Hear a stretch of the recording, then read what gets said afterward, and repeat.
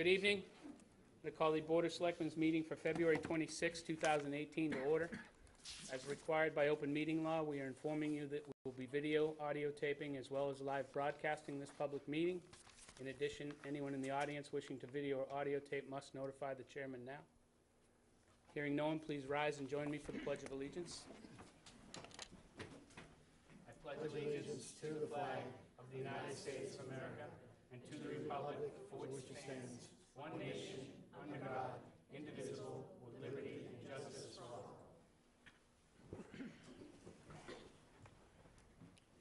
Thank you. Anyone for weekly briefing?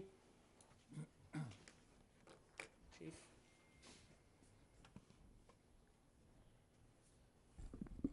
Mr. Chairman, Dave Gilmet, Chief of Police, for those that couldn't guess. Just very quickly, I just wanted to allay the fears of potentially some still nervous parents at home and to brief the board very quickly on the events that transpired at the tech school this morning. There was some conversation on an inbound bus that about possibly some kind of imminent safety threat that may occur at the tech school this morning. So the PD responded out there immediately, made contact immediately with administrators in the building. It was still early. There were very few staff or students in the building. Most of the buses had yet to arrive, so we diverted the buses out of an abundance of caution, diverted everyone and swept the building with the officers, found nothing. And then we were able to address the issue on the inbound bus, exactly what the conversation entailed, what was said and what the facts were, and it was fully investigated and found to be there was never a credible threat. There was never anybody put in jeopardy, never a safety issue. Turned out that it was a conversation being had on the bus relative to something that transpired on Friday while these kids were on vacation that was also thoroughly investigated and determined not to be a credible threat. So there's a press release on our website that also describes exactly what I just said, but that is the gist of it, just to allay anybody's fears. So if there are any questions on that come up, that's what happened. Great. Thank you, Chief. And thank you to you and your team. Anyone else for weekly briefing? Public comment and announcement. That'd be me. So my work uniform isn't as obvious. I'm Emily Milan. I'm the Assistant Director of the library, Brooks Free Library across the street. I just want to let the public know that we are beginning our Fine Amnesty program on March the 1st.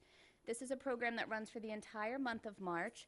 Anyone who has accrued any fines for late items throughout the year can donate canned goods to the family pantry and we'll waive their fines. I also want to let you know we have a couple of upcoming programs that look really exciting. Wanted to make sure we got the word out. First of all, on Friday, this Friday, March the 2nd at 1:30, we're hosting Peter Christoph, who is a nature photographer, who will be doing a presentation on his journey climbing Mount Kilimanjaro. And then on Sunday, the Friends of the Library are presenting Spencer Kennard, Cape Cod aerial photography, at 2 o'clock on Sunday. So we invite you to join us for those. Thank you. Thank you, Emily. Anyone else for public comment and announcement? Judy.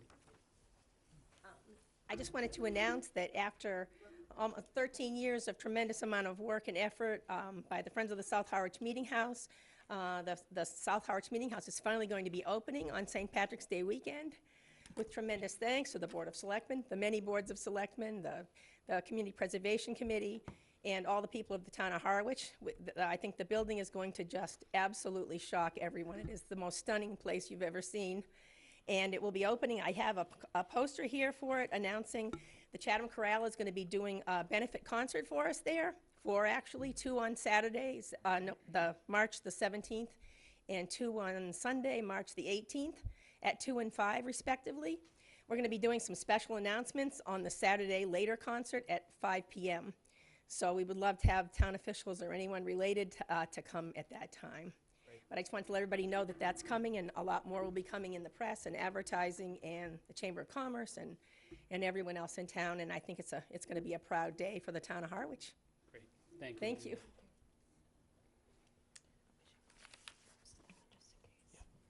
Anyone else for public comment announcement? There is a few seats left up front and a few over here that can be pulled out if anyone in the back wants to sit. Moving on to the consent agenda, go ahead. Can you pull A? I'm pulling A, yeah. I'm going to pull A, vote to participate in pursuing opioid legislation and vote to authorize chair to sign. This topic deserves some discussion, and we would like town council to come down and explain it so the public can hear it. If anyone came tonight to talk about it, please stand up and say what you want to say, or come back to the next meeting when we bring it back up. With that, can I get a motion on B?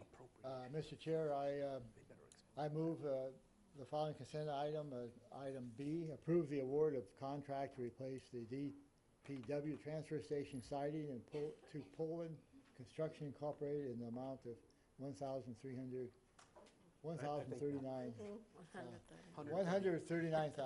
That's it, too. Okay, moved and seconded to approve consent agenda item B. Any discussion? Yeah, if we could get it for $1,000, then that's great. Chris, my only question on that was the warrant article on that last year was $122,000. Where are the additional funds coming from? We actually did that as one of the articles that had 5 or 6 different items in it, so there was savings in other items. Great, thank you. Any other discussion? All in favor? Aye. Aye. Thank you. Next up tonight, public hearings and presentations, which we have a few of. First up tonight is Mass Cultural Council for the Cultural Compact signing ceremony. Cindy, do you want to invite Jeff up and introduce? Senator Sears' office.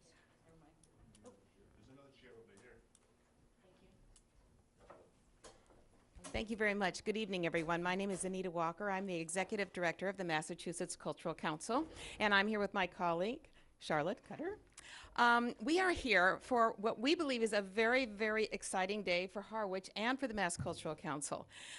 You may or may not know, we are your state agency that supports the cultural life of Massachusetts and the arts, humanities, and interpretive sciences, and we believe in the power of culture.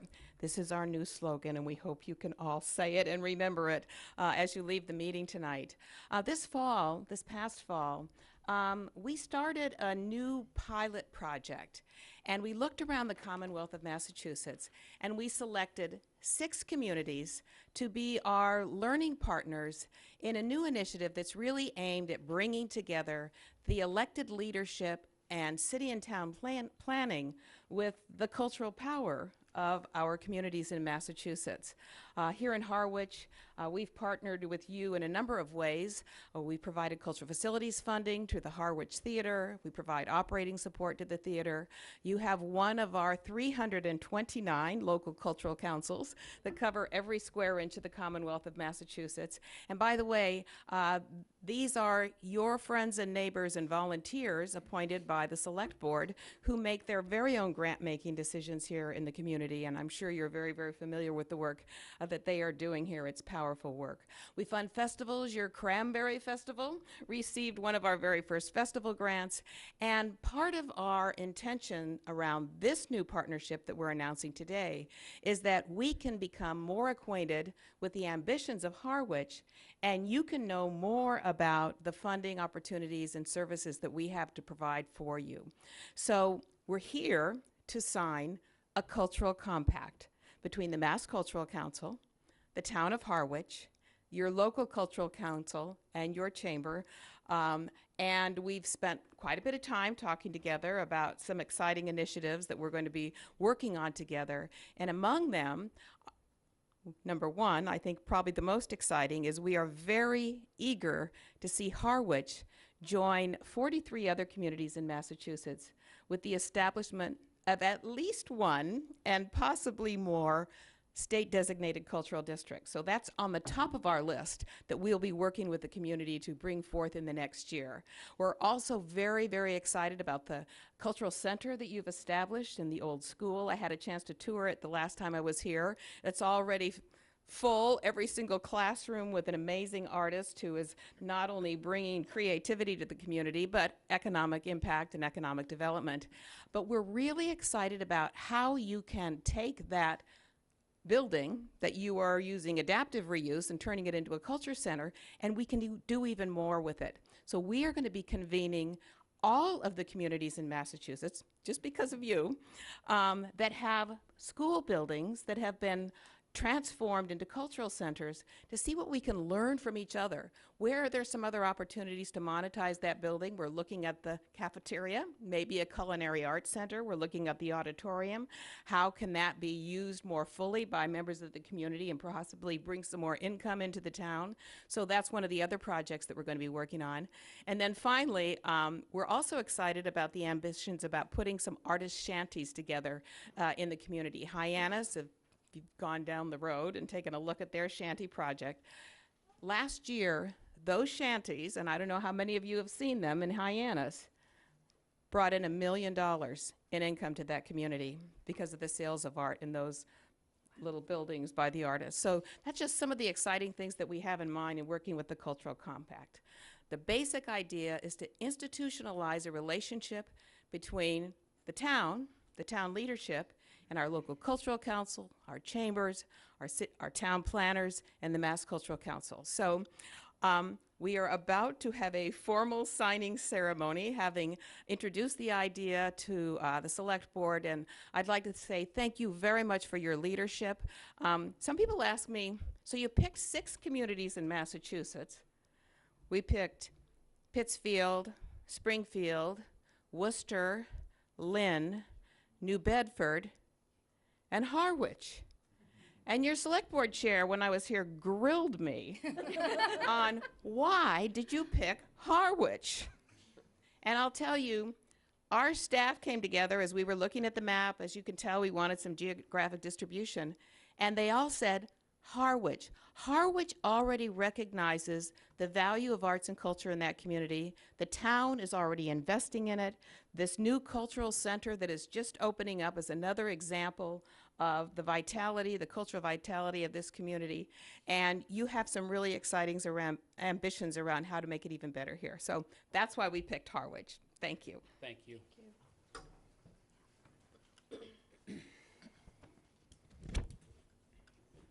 Charlotte, if you want to pull a chair up. or take Before we do the take- signing, I just wanted to say a few words.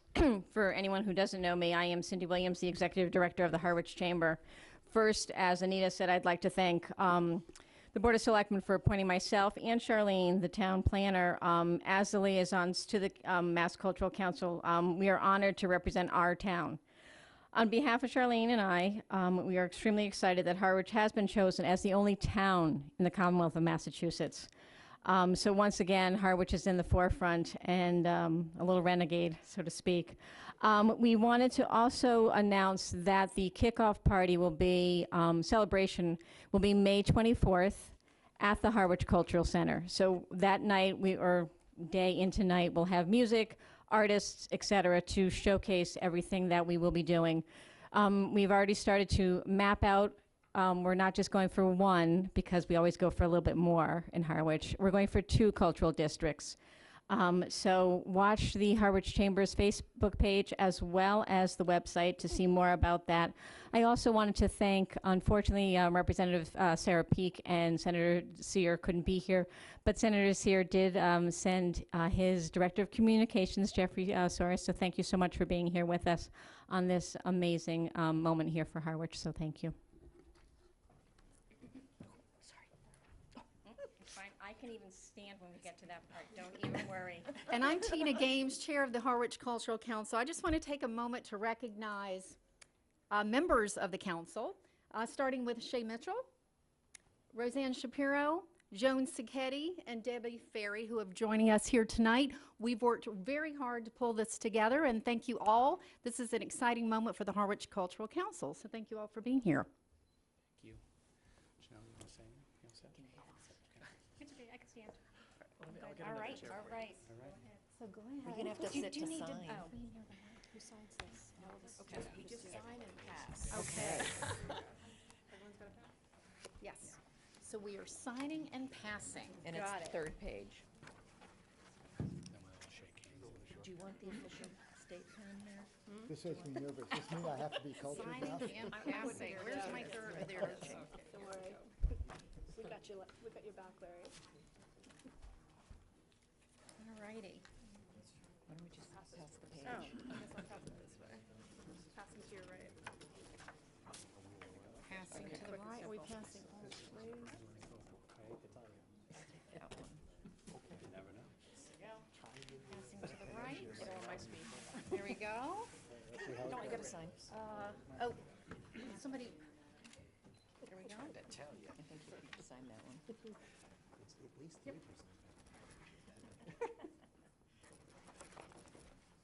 We've already signed that one. Okay. That one goes your way. This one comes my way. That one needs Anita. This is Anita. That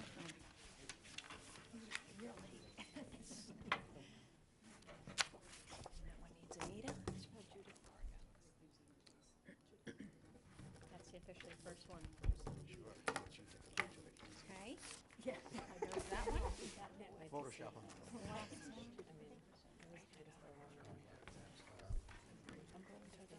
On the opioid discussion, she was going to do it. Fingers aren't working. For the press. You want to introduce? Very exciting. I can't. We were just. All right, Charlotte, thank you. Thank you very much. Tina Gaines. Oh, I'm sorry. That's all right. Like board games. That one's yours, those are mine. All right. He is Julie's. That is ours. Should all get up and shake. Thank you, thank you. All right. You guys all done signing? Let's shake hands. Yep, it's official. It has been signed. I like titles. Thank you. Thank you for coming. Yeah. Very happy about it too. You guys, why don't you just each individual member? Oh, we can do that. I just, We have a receiving line. oh, come in the front. It's a receiving line. Fantastic. Thank you very much. Thank you very much. Thanks so much. Thank you very much. Congrats. Charlotte, see, I'll be nice. Thank you. You're doing a good job.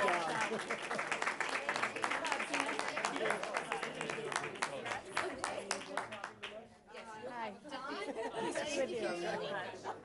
Larry, we're gonna do, I think we should do a group photo. Great job. Can't wait to see the magazine. Yeah, we got more chords than we got through. Seriously, I just see it one of these days. One of us is gonna take a header.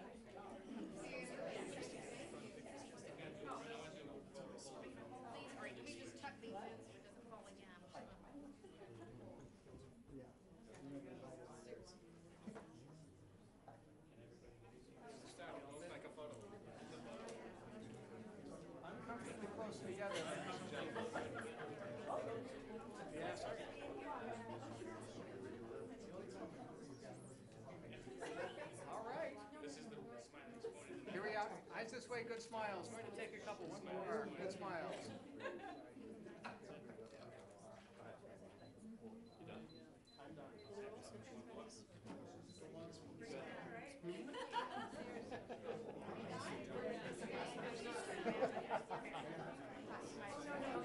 This is what we were painted. Frowning? You know, we could do that for a couple hours. Paragraphs.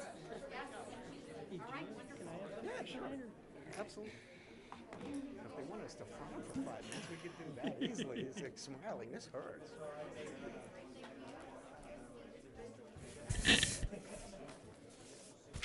No, but just plenty. Have as much as you want. You sure? Yep. Positive. Is it caffeine or not? There is 1/4 to 1/3 the caffeine that there is in the same cup of coffee. That old lion's tail about. Okay, next up tonight is the FY 2017 CFAR audit presentation and report on cemetery perpetual care funds.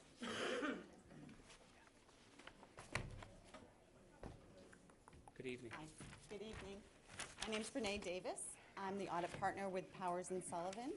And I did put together a little PowerPoint presentation. I don't know if you have it. What my goal tonight is to go over 2 things. First of all, the project that we did related to cemetery perpetual care. and then to recap the audit for fiscal year 2017 and to talk about the town's participation in the CAFR program. Great, thank you. So- Excuse me, could you just shut that door? Smiling's done. Thank you. So this is our first year being engaged as the town's auditors, and when we came in to do the town's audit for fiscal year 2017, one of the things that came to light was that the town was having a hard time reconciling the cemetery perpetual care funds. So to go over it just briefly, cemetery perpetual care, you get money in from the sale of lots and graves. Part of it goes into a sale of lots and graves account. Part of it is to be held in perpetuity to benefit the cemeteries. So we were asked to assist the town in reconciling those accounts, bank balance to what's on the ledger, to make sure that the town had a process to make sure they were accurately reported on both, and to set the town up to be able to account for them properly going forward. So to do that, we actually went back as far as fiscal year 2006. So we're in 18 now, we went back to 2006, because we wanted to make sure we had sort of a good starting point. At that point in time, you had really a lot of detailed information. We used annual town reports and the general ledger accountant balances to get us to 2010. From 2010 through 2017, we actually went through every bank statement. So the goal, again, was to make sure that things were recorded properly on both sides. The biggest things that we found through all of that work were that the bank statements weren't accurately reporting the balances. So sale of lots and graves, to give you a brief overview, does not have to keep separate bank accounts. They don't get their own interest. It's pooled with other town money. It's money that comes in that is spent, usually it's spent on a regular basis to help offset cemetery costs. Perpetual care needs to go into a separate bank account. It gets its own interest and it should be accounted for separately. So we were able to find a lot of documentation that had been done in fiscal year 2010 to reconcile them in total. So we had good records as of that point in time, but the bank balances weren't segregated properly. So we were able to go through and identify what the bank balance should have been for every year from then forward, what the interest should have been on those accounts had it been in the correct bank account. And we met with, so at the conclusion of this, we actually met with the town treasurer, we met with the town accountant, and we met with the cemetery director to make sure that the corrections were made. At this point in time, I have talked to them. They've made the correction. The biggest thing was a large transfer of cash from one bank account to the other. So we didn't find that anything was missing. It just wasn't properly accounted for. So they made the cash transfer to get them whole. They've actually transferred the right amount of interest, so now the account has the appropriate amount of interest in it. And we brought them through June 30th, 2017. They've actually done that through, I believe through December, but through most of 2018 at this point also. So we think that they at this point are in a good position to be able to move those accounts forward, and they are now properly accounted for. So we gave the town administrator a letter detailing very specifically what we did with those accounts, what our recommendations were to get the accounts whole, and I think you're in good shape to move forward with that. Great, thank you. Okay, so that brings us to sort of the perpetual care. That was in addition to the audit itself, but the, you know. Just 1 second. Does Sure. any board member have a question on the cemetery audit funds? Larry? So I understand there's one item in there that you suggest that we need to transfer from general funds into the cemetery funds, a little more than 26,000. That's just a paper transfer then. That's not going to affect our general. Yeah, no, actually, I've had a opportunity, thank you, Mr. Chairman, I've had an opportunity to have a discussion. We've made the transfers already, so it is, in terms of the larger one, the Right. 27,000, that is actually from the sale of lots. So that's not going to affect what we're, No, even the. your expenses this year or budgeting and so on. Correct. Even the 4,500 was also able to be transferred, so there's no action that will be needed at town meeting. So I know, Larry, I think when you were originally on the board, we started researching this back when I started. We did, yeah. And it's been a long process, but I appreciate the diligence to kind of dig in and get a good sense. Oh, it's great. That just caught my eye. I didn't want to be sure we were going to mess it up.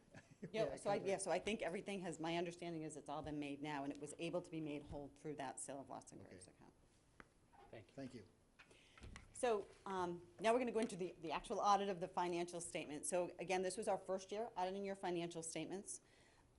The goal of our audit, so what we come in to do, we come in to test the town's balances, to be able to give an opinion on your financial statements, to say that they're fairly presented in accordance with generally accepted accounting principles and government accounting standards. So really that's the way we design our procedures.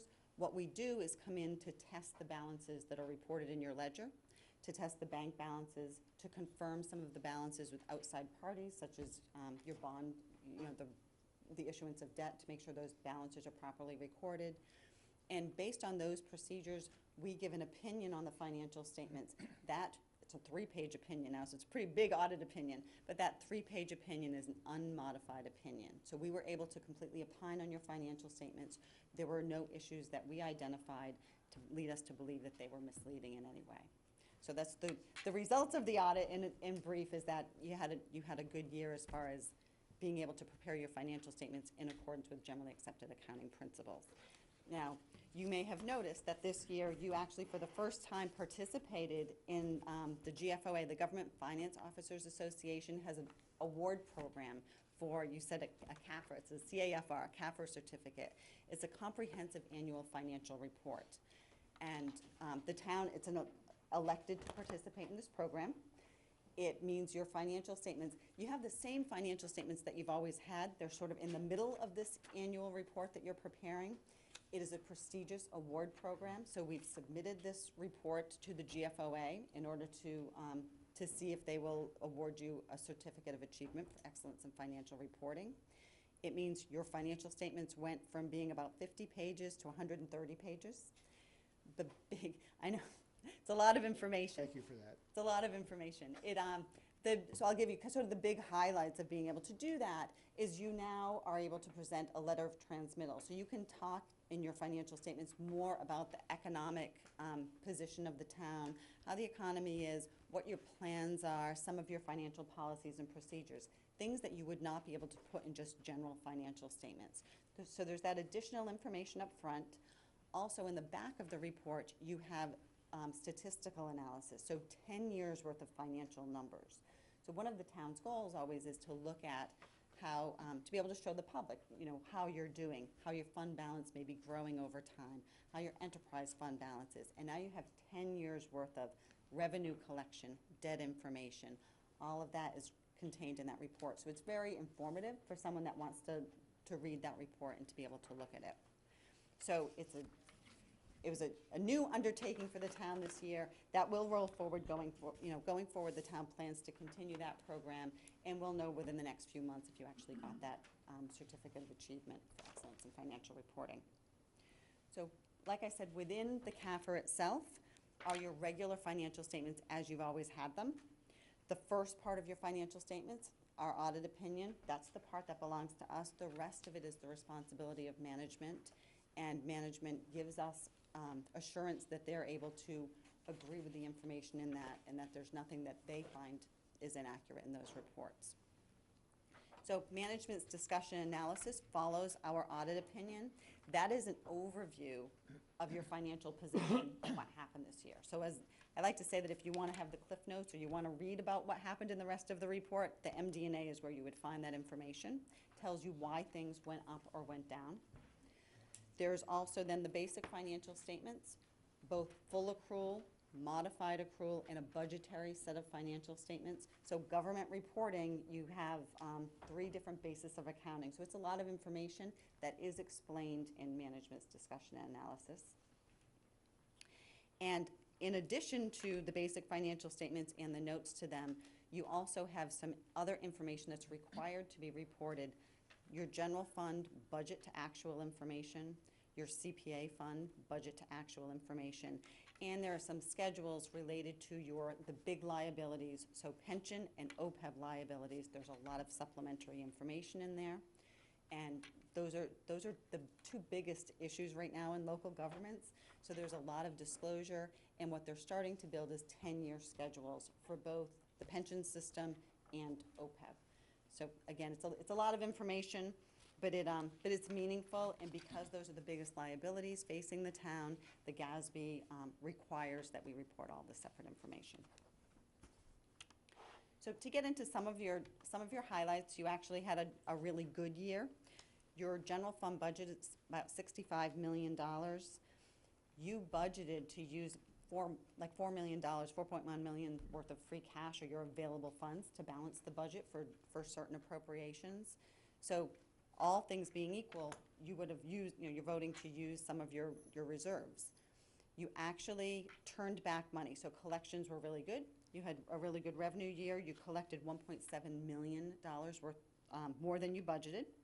You turned back about $2 million, so you spent less than what you budgeted by about $2 million. So you had a slight decrease in your general fund overall, but it stayed very neutral, and it's a healthy fund balance, what we consider to be a healthy general fund balance. Reported within your financial statements, within the general fund, is your stabilization fund. And I know there was a push this year to actually, you set some policies related to the stabilization fund. You transferred some money into that fund. Really, that's what the rating agencies look for. They want to see that you have good, sound financial policies and that you actually have a plan in place to meet those.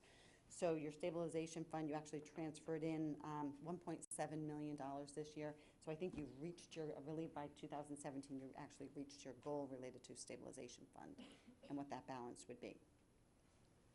In addition to the general fund, you show some major funds. So you have the CPA fund, the Community Preservation Act fund. That's always a good one because it's, you vote to adopt the Community Preservation Act. And as part of that, you can participate in the state's matching grant program. Grants aren't as great as they have been in the past, but it is extra money that you get in. So you had some, like $356,000 worth of excess state money that you got in that you can spend on community preservation projects. We show, there is one major fund related to a capital project that showed. You do have several non-major capital projects that are reported. The good thing about a CAFR is it does break those out in the back of the report. So if you're looking at that one non-major column and you want to know what's in there, they're broken out in much more detail in the back of the report. That non-major column has all of your other capital projects individually, as well as your other revolving funds, such as the cemetery funds that we were just talking about. They're all listed under non-major. There's a free seat, 2 free seats up front here if you want. And then there's more seats over here. So all things that we looked at, your budgetary process seemed to be solid. We made a couple of recommendations related to the budget process, but there was nothing, you had a few small items that were overspent in the budget. There was nothing egregious related to that. But overall, the controls were in place to manage that, to make sure revenues were reported properly, that the expenditures had controls over them. So that helps us to give our clean opinion on your financial statements. And then the big things that happened this year related mainly to OPEB. So we all know OPEB is your health insurance that you pay for retirees, and the GASB, the accounting standards, are changing related to that. So this was a transition year. The rest of it's going to happen in fiscal year 2018. So fiscal year 2017, your OPEB trust fund that you have started to set money aside to fund OPEB had to start reporting under the new governmental accounting standards number 74. So you'll see we started to put 10 years worth of trend information about that liability. Your trust fund now, it's grossed up. There's excess revenues in there and expenditures to show what you're really paying for health insurance for retirees, as well as the extra money that you're putting into that fund. It's a big thing in Massachusetts. So OPEB money is new for us. The ability to put money aside and to invest it for OPEB is fairly new. So that's something that you have a trust in place. You're starting to fund that. And the rating agencies are really looking at that now compared to other communities to see, do you have a trust fund? Are you investing the money? And then the big thing is, what are you using for a discount rate to come up with what your liability is? The big thing that will happen for fiscal year 2018 is the next accounting standard that's going to make you put the whole liability on the front of the financial statements. So right now you have a small piece of it on there. We've been putting it on incrementally over the past several years. Next year it will follow the pension standards and the whole liability will be reported. So it's a big amount. OPEB and pension. Pension, you don't have a whole lot of control over. It's Barnstable County Retirement System. You report your share of their liability, but you are funding it. You're required by Mass General Law to fund that. They have you on a funding schedule. You are paying into it every year, but you're just a part of that plan, and you have to report it on your books. OPEB, you're it. You're the only employer here, so you have much more control over your funding and your investment of those funds. Any particular questions related to OPEB? I think sometimes we've heard a lot about OPEB so far, but it is. We're making a big deal of it because next year it's a big liability that shows up in your financial statements. We want to make sure people are aware of that and understand what kind of goes into that liability. I had one question. Sure. On the compensated income, on the OPEB page, you have compensated, I think that's for sick leave that hasn't been taken yet. Is that also run out for 10 years? It was like $1 million and some dollars, and is So that no. usual? So sick and vacation, the compensated absences, the whole liability's on there. And it is an estimate. So it is based on your policies right now, how much time people have accrued, that if they left the town's employment, they would have to be paid. So it's a long-term liability, but the whole liability is on your It's due books. whenever. Go ahead, Don. Excuse me, just so I understand what you said, is that potentially looking at what they could accrue if they maxed out under our policies, or what they actually are? That's what they have. That's what they're carrying for a balance right now. Okay. Is that unusually high, or what's your view on So I'll tell you, it depends on your policy. So no, it's not unusually high. They're high. Because I look at $1 million and $1.1 million or whatever it is, and it seems like a lot. It's a lot. It depends on your policies, and the only ways to control that, obviously, so people have earned time. It's both sick and vacation time. If you have people that are here for a long time that are nearing retirement, depending on what your maximum is under their contracts, that's what they accrue. So it's the only way to change that is really negotiating it. Chris? Yeah, I do think it's important that, folks can actually get up to like 200 days as a, for instance, so they're building that, liability for the town, and then when they are able to retire, we owe them the 25% of the, the equivalent. One of the things that we did this year for the budget is we separated that out. So instead of having departments kind of survive on their own and budget on their own, we have a separate budget for payout of when people retire for vacation and for buyback. So that's something that we're aware, and we're starting to create a separate funding mechanism to kind of build up for that, so we have a offset. That $1 million is over a time horizon. Right, it's all due not now, all but due it's at over once, time. But we are I trying get to that, do yeah. a budgeting as you go. Right, it's not something you expect to be paying out the whole amount. What you do want to manage, like Chris said, is when the big buyouts are going to happen. And but it's not unusual in cities and towns to see that type of a liability. They do. There is a law that's in place, that's been in place for the past couple of years, that allows you to set money aside, so you can have a stabilization fund specifically for that if you find that you have the need. But as long as you're managing when people are going to retire, when those buyouts are going to happen, and really keeping track of that information is the important part. Thank you. Thank you. Questions on that? So the only other thing I want to talk about a little bit was the water enterprise funds. You have everything's in governmental here except for water enterprise. What we like to look at, again, with that is trends. You're really setting your rates to be able to cover your costs related to your water service. The good thing about a CAFR is it gives you 10 years worth of information, so we haven't seen any strange trends related to that. It is all reported on a full accrual basis of accounting. So you have all of the big piece you're looking at there is the water assets related to debt related to the water funds. So we like to make sure you have a good collection policy, that you are setting appropriate rates to be able to cover the costs, that you're budgeting that appropriately.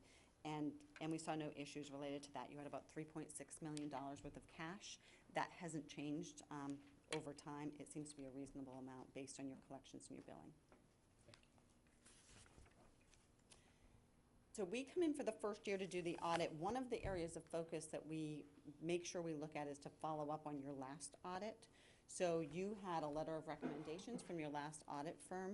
We go through each of those comments and investigate just to see how you're doing, to make sure that you are clearing old audit recommendations and comments. You had 7 prior year comments, and I will say that management is trying really hard to clear them all. And there wasn't a whole lot of time between the issuance of the last report and us coming in, so there was a lot of crossover. Most of the comments were resolved or partially resolved, and I will say with the partially resolved comments, they're working on clearing them. So there were 7 comments. Everything was either resolved or partially resolved. And the partialies, I believe there's a plan in place to have those cleared during this fiscal year. Great. We also came up with 6 new comments and recommendations. What I will repeat from the beginning is none of these are considered material issues, material weaknesses, or reportable conditions.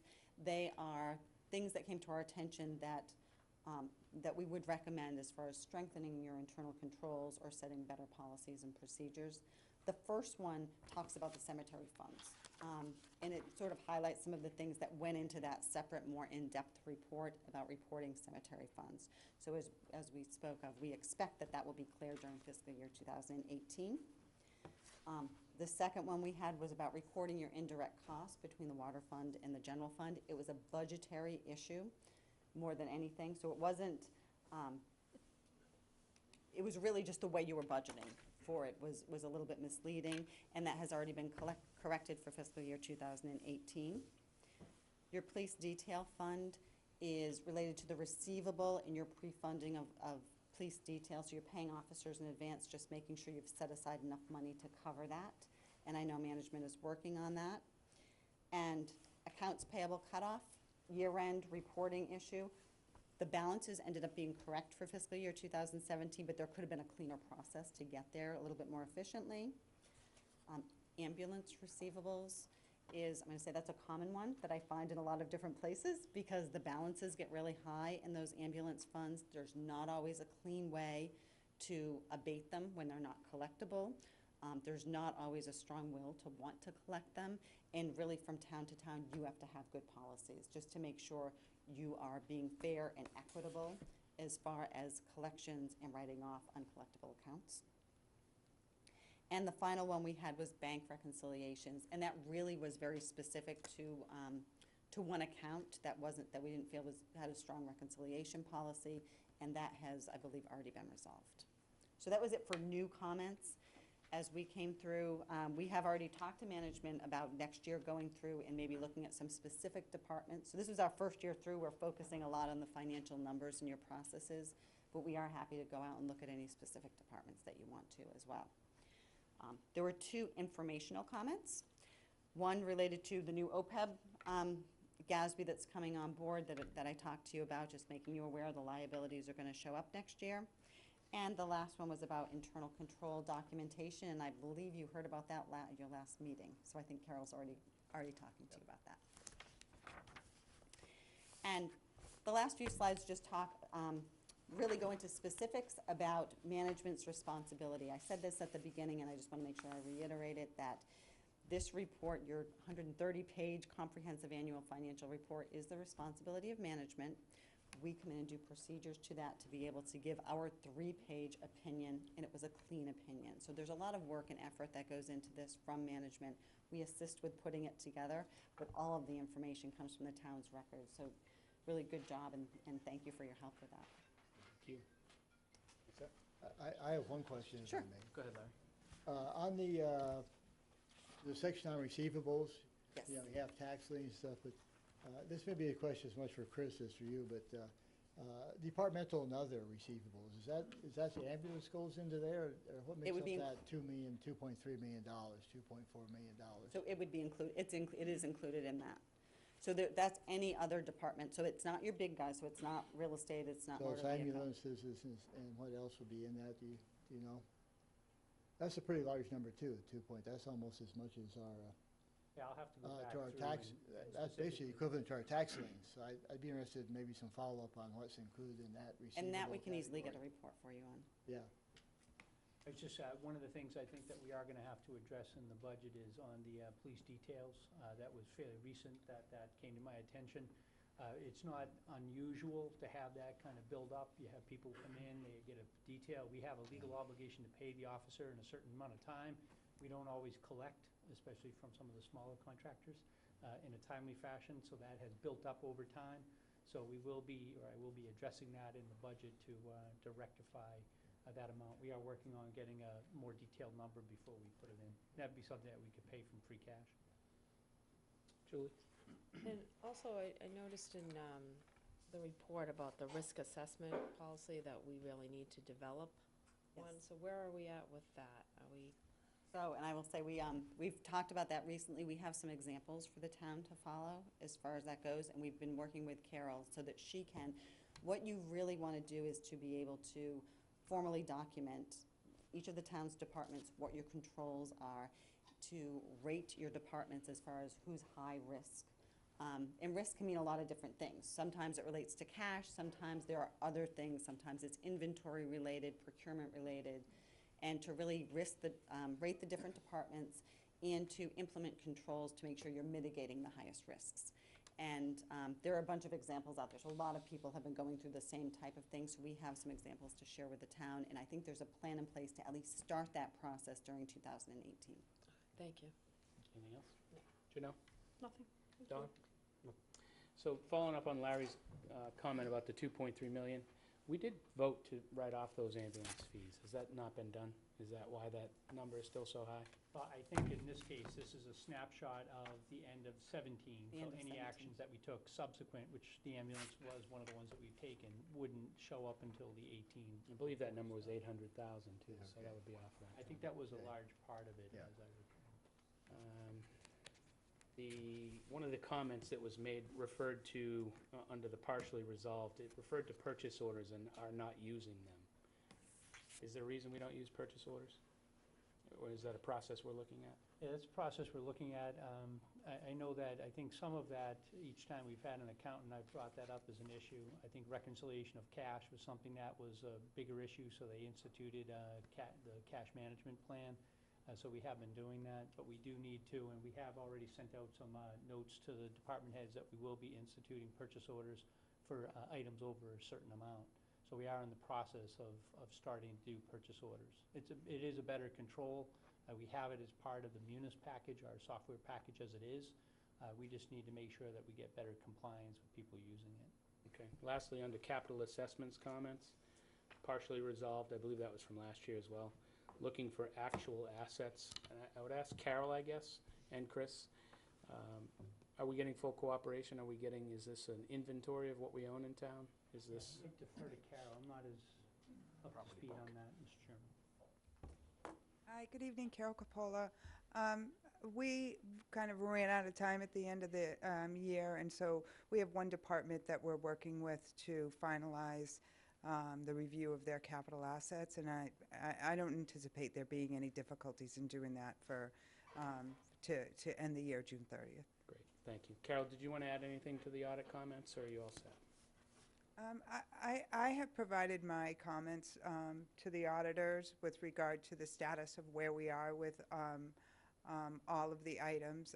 I don't have a copy of that, but I can tell you that we're working diligently to improve the controls, and we kind of list them as a hierarchy of what's the most important. The most important to me are risk assessments and internal controls, and getting, and then, getting our day-to-day procedures documented, implemented, and training people on them, it is another daily operation and day-to-day work that we continue to do. So we consider all the comments important, but again, risk assessment, internal controls are the most important to us. Great. And for those that don't know, that's Carol Capola, our finance director. Thank you, and thank you very much. You guys are all set? Yep, I am. Great, Okay. thank you. Thank you. Next up is a public hearing, application for alteration of premises for seasonal, general, on-premises, all alcoholic beverage license by Go Industries. Larry, will you read the public notice? I will, Mr. Chair. Notice is hereby given under Chapter 138 of the General Laws as amended. An application has been made to this board for an alteration of premises for the seasonal, general, on-premise, all alcoholic beverage license now held by Go Industry, known as Perks, by Taylor Powell, manager on the premises at 545 Route 28, Harwich Port. Applicant is seeking to alter premises as follows. Serving area of cafe located on first floor of the building with 3 entrances and 4 exits. Indoor square footage totals 1,227 square feet with no indoor seating. Patio area with exterior seating with total square footage for outside area being 2,406 square feet, rear porch. Outside area consists of musician area, fire pit, outside bar, outside tables, and a total seating of 34. The Board of Selectmen will hold a hearing upon the application on Monday, February 26, 2018, no earlier than 6:30 p.m. in the Don B. Griffin Room at Town Hall, 732 Main Street, Harwich, at which time all interested parties will be heard. Signed by the Harwich Board of Selectmen. Public hearing is open. Anyone here to speak for the applicant? Hello. Taylor? Actually, we go up to the mic up there, too. Sure. Thanks. Do you want to, go ahead. Yeah, do you mind if I'd like to just do just a little bit of a simple overview. This is going to be the same comments for each of the three. The Board of Selectmen had some concerns in regards to that the description of the premises was the description of the premises in each of these three cases accurate to what's actually in the field now. And one of the things that we found is that they could be improved and they could be more accurate. So we have asked the applicants in each of the three cases if they would come forward and submit a alteration of premises, which requires a posting, which we've already done, or advertising, and that's what we're going to accomplish tonight. You will see on the agenda, the recommendation is that the role of the selectmen in this case is to make sure that the license is up to date and reflects the accurate layout that exists. And I think in each of the three cases, they do have to have a submission to planning board to make some alterations to the site plan. And then they also have to have a submission to the building department. The building department will accomplish what the standing capacity is, or the occupancy load. So there are different standards that we're trying to apply here, because obviously the selectmen are more concerned with seats, but seats are one thing, occupancy load is something else. Jurisdiction for the board is not related to occupancy load. So that is something that I think that the applicants in each case have been very cooperative and working very close with the town, as the town has with them, to make sure we try to get these things right and up to date. Thank you, Chris. Taylor? Good evening. I'm Taylor Powell. I'm the manager at Perks. I came here to comply with the request of Mr. Clark and the town of Harwich to resubmit our realteration of premise application. Since our establishment has held a license with the town and the ABCC, it's read service on the patio and porch. In addition, we're currently working with the departments he mentioned, the planning and building, on getting them the information they requested. I grew up coming to Harwich and I fell in love with this town.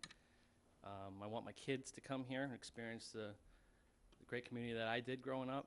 I want to continue to work with the town and this community in Harwich and help in positive ways. I really do. I wish all the businesses in this town and the restaurants to be successful. I think it's better for everybody. I'm speaking from the heart, that they've seen town get busier over the past few years, and it's just great for all the retail shops, the other restaurants. I really feel like we got to keep this ball rolling. I generally believe that we need to keep adding value to this town by continuing to create the wonderful environment that's become today. So if there's any questions pertaining to this application, I'm here to happily answer them for you. And I want to thank you guys for all the service and everything you guys do for the town and giving me a chance to speak here tonight. I do have these for you, Mr. Clark. Thank you, Taylor. Anyone in the public want to speak on this? Step right up to the mic, please. Just state your name for the record, please. Good evening. My name is Kathy Vrenos. I live at 43 C Street in Harwich Port. My residence is immediately next to the port and diagonal to Perks. Last summer, the home that we purchased and rehabilitated with thousands of hours of sweat equity and hundreds of thousands of dollars became for the first time unlivable. Due to the competing amplified live and recorded music that was occurring in the two outdoor bars, the Naughty Bar at the port and Perks Restaurant. on numerous occasions for the first time in our time living at 43 C Street. We had to call for police assistance due to noise, not just from competing amplified music that made it nearly impossible to discern one form of music from another, but also from the shouting crowds. The culture in the neighborhood has completely changed on weekends due to the excessive drinking and the crowds that have come into the neighborhood. I think a basic right of individuals living in a residence that is on the street is the ability to sleep, the ability to feel safe, and the ability to experience the residence for what we purchased and invested in. For the first time in our time there in Harwich Port, we were unable to do that last year. I do not feel safe there. I can no longer sleep there. And after repeated phone calls, we found that even in the morning, after a police call the night before, we would have recorded music going on Sunday morning, even as Pilgrim Congregational Church was meeting. So it feels that there is an antagonistic volume competition occurring, and it feels like there's not an effort to build these businesses in a way that is considerate of neighbors at the same time. My husband and I have 3 children, including one with severe autism. We absolutely cherish this residence. It is home, it's our future. And we're heartbroken at the proposed, first of all, I knew nothing about perks. We were here to address the port tonight. The Naughty Bar, which has T-shirts outdoors that talk about not eating, not sleeping, let's just drink, has really negatively impacted the entire experience for the neighborhood. We've written letters about this. We've called multiple times to escalate rather than pull back on outdoor, amplified, live entertainment and drinking at the same time. Completely goes against what we heard at the beginning of the evening about arts and culture in Harwich Port. So on behalf of my family, I seriously ask you to deny these requests for expansion of outdoor bars and amplified live music, recorded or live on those premises. Thank you. Thank you. Yeah, hi, I'm Bill Vranos, Kathy's husband, obviously. Again, we received a notice for the port. We did not even receive a notice about perks, and we're in a butter. So right there, I'm unhappy about that. I think that, we went through this first summer with the experiment of live outdoor entertainment, and there was a lot of problems. And those problems have not even been resolved, and now both businesses are asking for expansion. And I don't think that's reasonable at all. I will say at least Perks closes at 11. The port doesn't even do that. When their entertainment quits, they put on the recorded music. Basically, they stop when I complain or they keep playing it. But it just does not seem right to allow them to expand when we've had problems last summer already. The public parking lot is across from us, catty corner to us across from the port. The people spill out of the port, and to a lesser degree Perks, into that parking lot late at night. The last 2 years, the amount of drunks has gone up exponentially. And with this project across from Cranberry Liquors there, those are parking spaces that are lost. So even more people are going to be thrown into that town parking lot.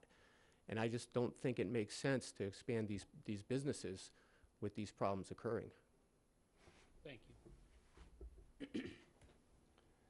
Anyone else?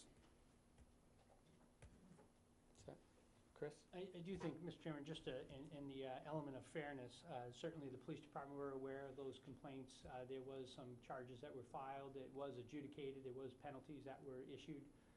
So if there are activities, we are following up on those activities.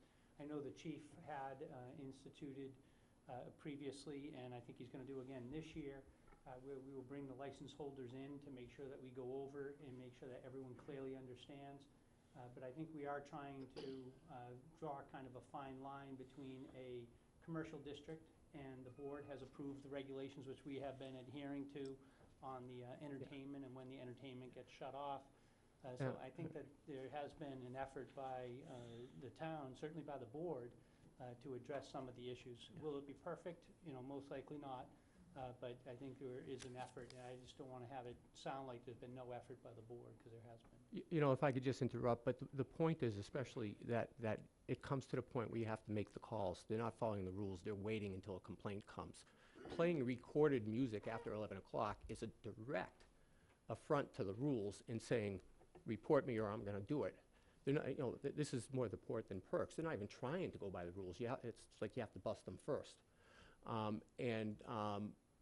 So I don't think there's a good faith effort. And the second thing is, this 150 feet rule. My backyard's 150 feet away. I'm a golfer. I know 50 yards. And the music's blasting. And, last year you guys had a hearing. I wasn't here, but the Chamber of Commerce chief came and said, well, 150 feet is subjective. There's nothing subjective about the amount of noise we hear in our backyard. It's blasting. I invite anybody to come sit in our backyard and try to have a beer or have cook a burger when these two places are competing. 150 feet is kind of subjective, but, it's like pornography. You know when you hear it. They're breaking the rule. They're blasting the music. And a compromise might be no amplified music, for instance. But they compete with each other for the noise. And, one gets louder than the other one gets louder. They butt each other. It's not a good situation. Thank you. Anyone else in the public? Can I address that real quick? First off, we've never met. I'm Taylor. I'd love to talk to you and have a cup of coffee or whatever. I would never want anybody to be to hear what you just said about my business. So we've really been working hard at it. I am not competing with any other businesses. We've had music for 8 years there, outdoors, and we're constantly trying to tweak it and shut it off. The live music stops at 10 p.m. We're stopping earlier. People have called. There has been some reports, but there's also been hundreds and hundreds of people that are happy, and the kids dancing there with their families. And this is a wonderful family community that we've created. And I'd really love to invite you to come down to see what we're doing and see people enjoying themselves. And I put in my speakers away. The last thing I want to do is upset my neighbors. So, I apologize if I have. If you rebut, you have to go up to the mic. Right. Taylor? I don't want to get into a back and forth with each individual business owner, because I think, if I have to rate the two of them, right. They shut off their music on time. Sometimes it's a little loud, but they shut it off on time. The other guys don't even do that. There's this back and forth between them that, that even if they're playing by the rules, the other one doesn't, and it just creates a bad situation. But I think, I don't want to get into rating one versus the other, but we appreciate I'm really your here comments. for the other guys. Right. We do appreciate your comments. I don't want to turn it into a back and forth either. And we're here to talk about the alteration of the properties, not the entertainment part of it. But they go together. They do, but they're coming back now because we found some inconsistencies in the plans, and we want to make sure that they get their plans. So the entertainment piece of it, as Chris alluded to, we're very aware of it. We did pass that bylaw, and I would urge anybody in the area, neighbors, to complain, because our police department responds quickly, and our police department, if they're cited, if these business owners are cited, they've already been penalized for what happened last year. So that's on the books at this point. If it happens continuously, we have no choice but to pull their license, and the fines escalate. So, and the police chief is sitting beside you shaking his head. So this is something that is extremely important to this board to make sure that everyone can enjoy their homes. And if the complaints come in, the police department will act, and then we will act. Thank you. I'm Cindy Williams, the director of the Harwich Chamber. And as was just stated by Chris and the chairman, the town, the police, as well as the chamber will once again be putting on 2 educational meetings with all of the restaurants that have entertainment licenses as well as the liquor licenses to once again go over the policies that have been put forth by the board and the town all agree. So once again, everyone will be playing nice in the playground. So hopefully we can have a wonderful summer. Thank you. Anything else from the public?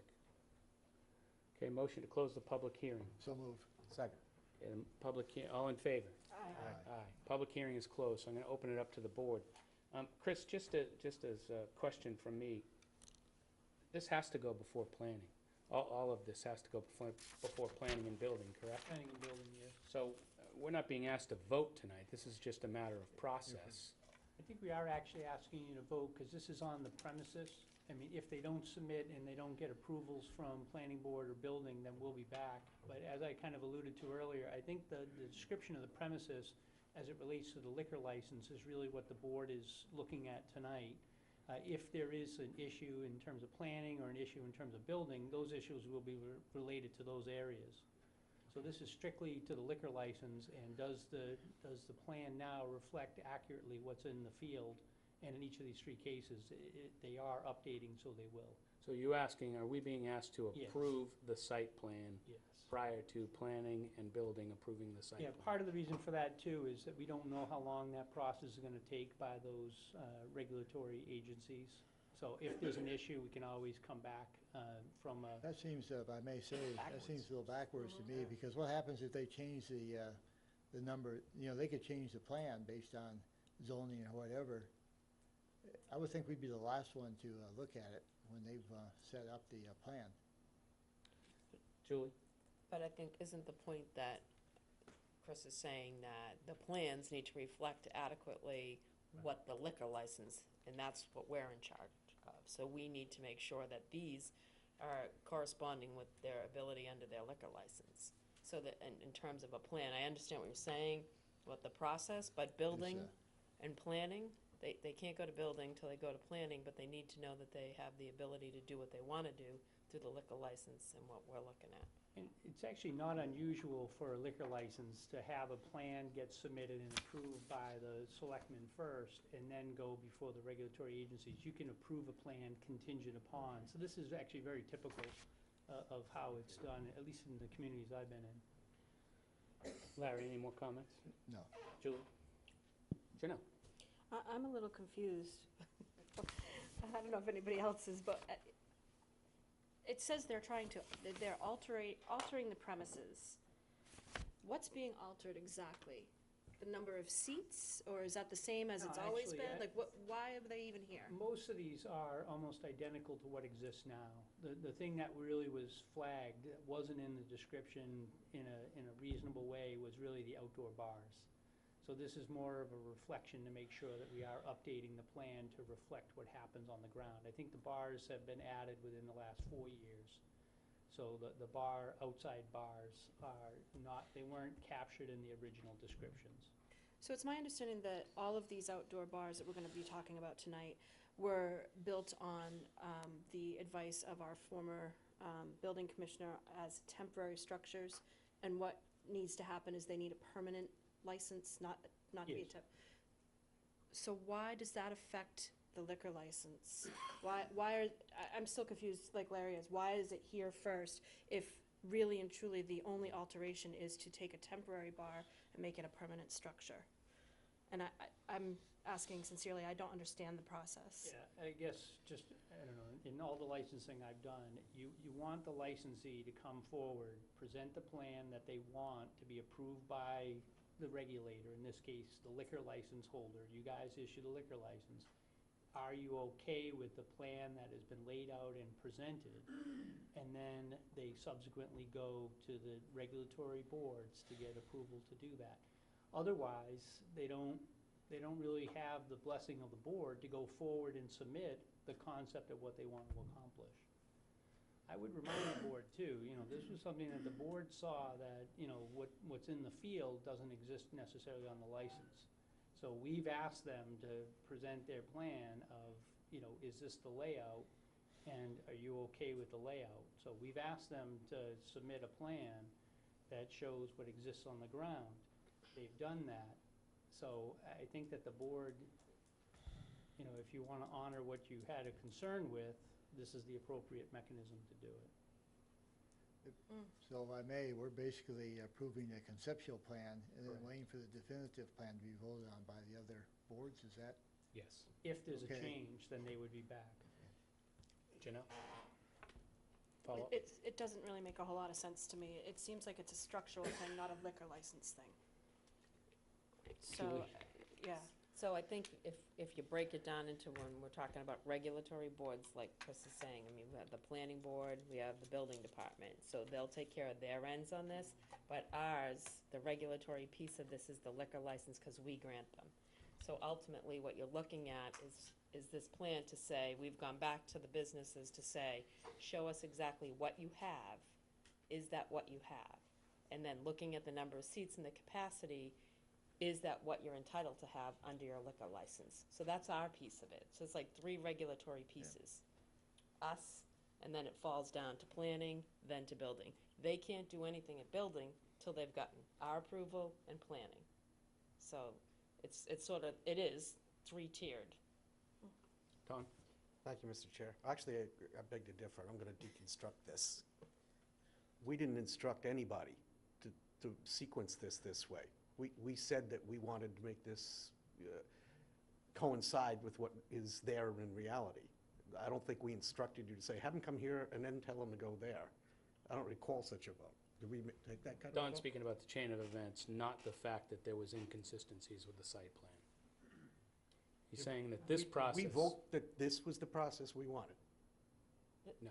No. Okay, But well, they that's voted that there was a concern with the license Fine. as they were originally presented. fine. I mean, conceptually, we could approve a license on Nantucket Sound and say, we'll go to the other boards and then see if they agree with you.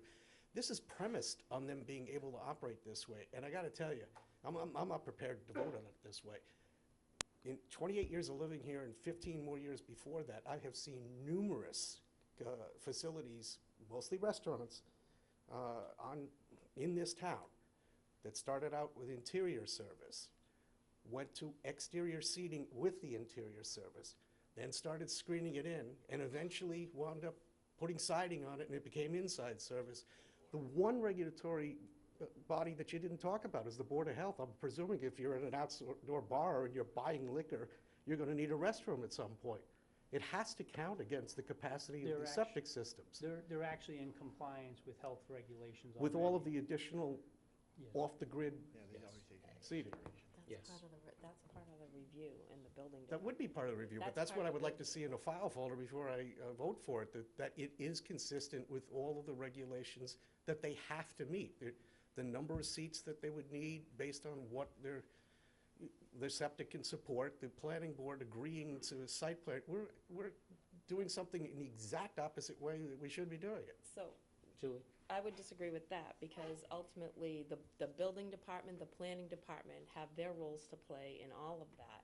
And ultimately, whether or not the septic capacity, that's gonna go through the regulatory review at the building department level. All of those files are circulated, everybody has to review it. So here, they can't look at it from that perspective until they know what we have allowed, or said, yes, they're in accordance with their liquor license. With or without a liquor license, for them to operate, they would have to have a seating plan. I mean, the liquor license actually talks about a description of premises. Right. They can't adequately describe it if they can't tell you what they're authorized to have. So speaking of perks and perks only, because that's the one that's before us, does anyone at this table, I mean, they had a liquor license, we signed a liquor license, we gave them a permit for outside serving last year. Does anyone at this table have a problem approving the same liquor license we approved last year, pending a decision, not saying that we're supporting the building of the bars, not saying that we're supporting anything, but saying that we will continue to support the outdoor liquor license? And that really, to me, is the question that's before us tonight. I'm not willing to say to the building inspector that we approve it, or the health, or planning.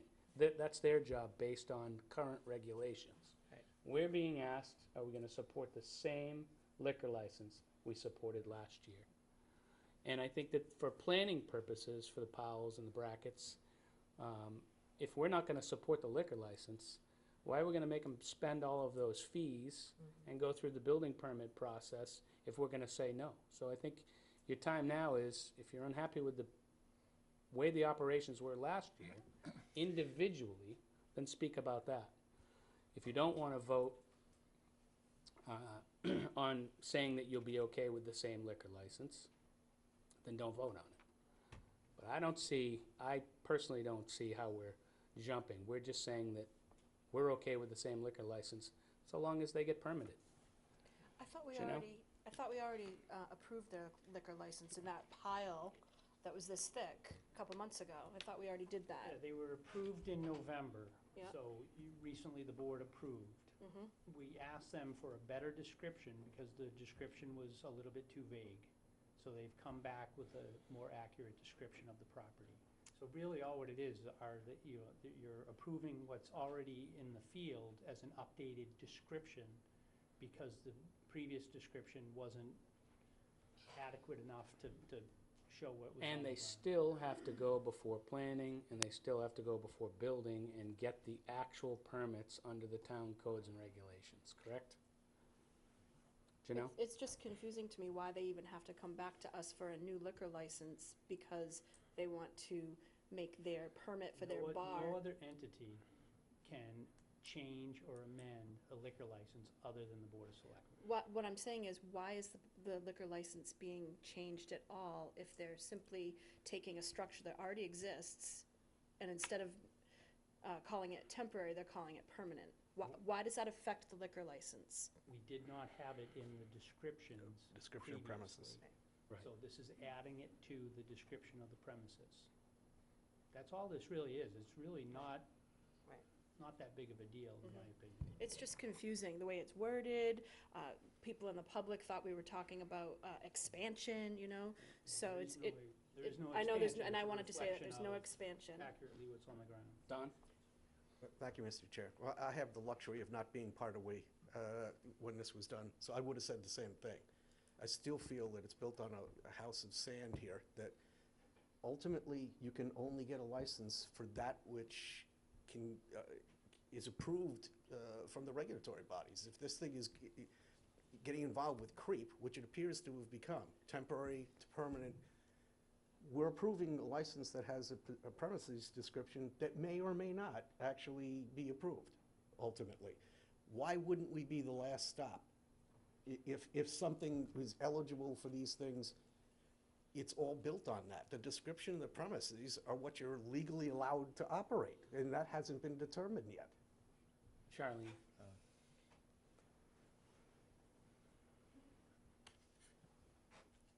For the record, I'm Charlene Greenhalgh, the town planner. We have spoken with Taylor regarding his seating. He knows exactly how many seats he's allowed to have by virtue of previously approved site plans, Board of Health regulations, and also through the building department. So what he is going to be doing, his most recent site plan does not show the outside bar area. He's going to be revising that. We spoke actually this morning regarding that. He's going to be revising his site plan, bringing it back to the board, requesting a waiver for site plan to include the footprint for the outdoor bar. But the seating is not going to change at all for the site as it is being presented to this board this evening. Thank you. Anyone else? Go ahead.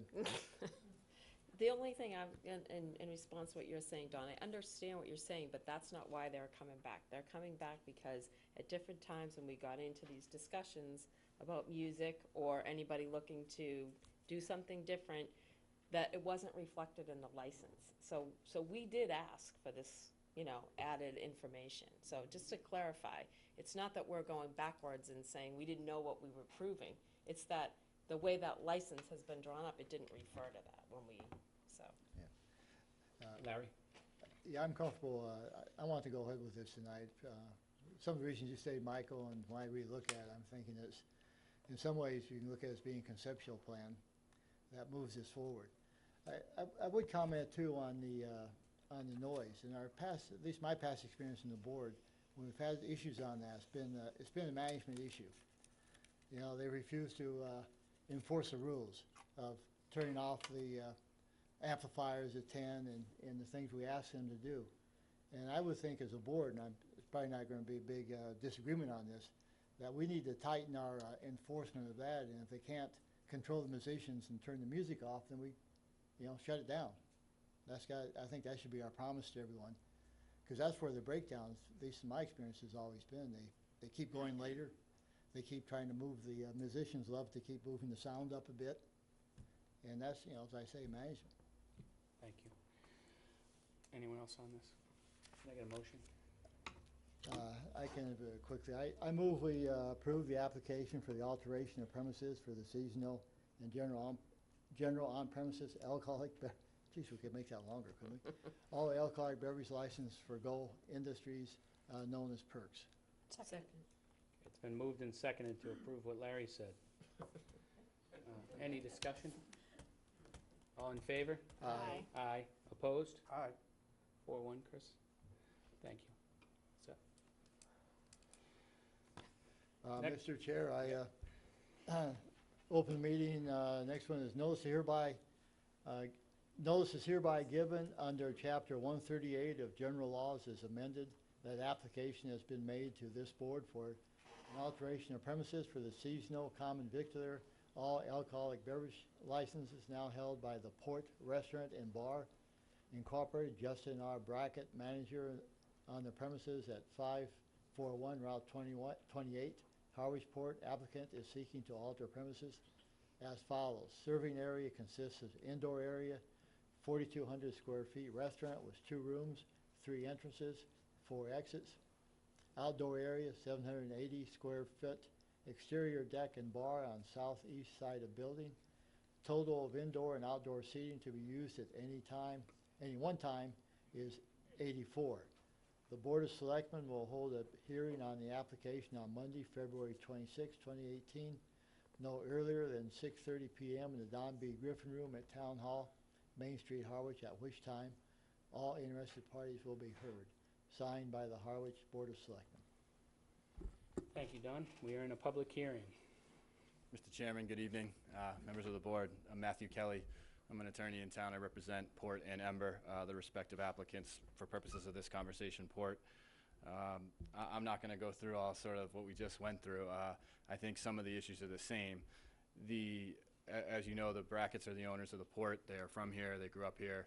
Local guys, local businesses. I think it's important, though, just, maybe for the conversation that we just had, Mr. Howell raises some good points, I think, because it does kind of feel like sometimes, why are we here and not there? This is how it came about. The business owners were notified by letter of the town administrator that they were required to submit an alteration of premises. Back when these original applications were made, I believe the Port was, I don't know, maybe 15 years ago now, and Ember was about 10. The plans that were submitted no longer accurately reflect what is on the ground. The ABCC up in Boston requires that whatever you have on file at the town has to match what is on the ground. And I think that's what led to the alteration of premises in my meeting with the town administrator and the respective department heads. I will say this, though, just by way of background by Ember, and this will dovetail into the Port. There's sort of nothing nefarious here in how this came about. The owners of Ember came to the former building commissioner and they said, listen, we think we have an opportunity to do some outdoor space here. We think that, if we do this, it would be great. They were here for almost a month meeting with people, trying to figure out how to get it permitted correctly. At the request of the then building commissioner, they were handed something and said, build it this way, you don't need a permit. That was the temporary that we're now talking about. So it wasn't sort of a move to try to get it, backdoored. They were, they'll be the first to tell you, the Bracketts would today, if you asked them, God, we wish we had done it that way now, because we wouldn't be here today. So what happens next is fast forward a few years, and they decide to try to make the same move at the Port. Obviously, previously having the blessing of the town building commissioner, they built it the exact same way. And, they did come in and get a temporary permit, as it became an issue halfway through last summer. Received the notification that sort of the town wanted to talk to us. We sat down. I think we had a really productive meeting with the community development team. We met with, the town administrator, Mr. Clark. We met with building, planning, health. We were giving a very specific sort of marching orders, the things that the town expects to have in that file. And I think it's been alluded to at length. The planning department needed an updated site plan.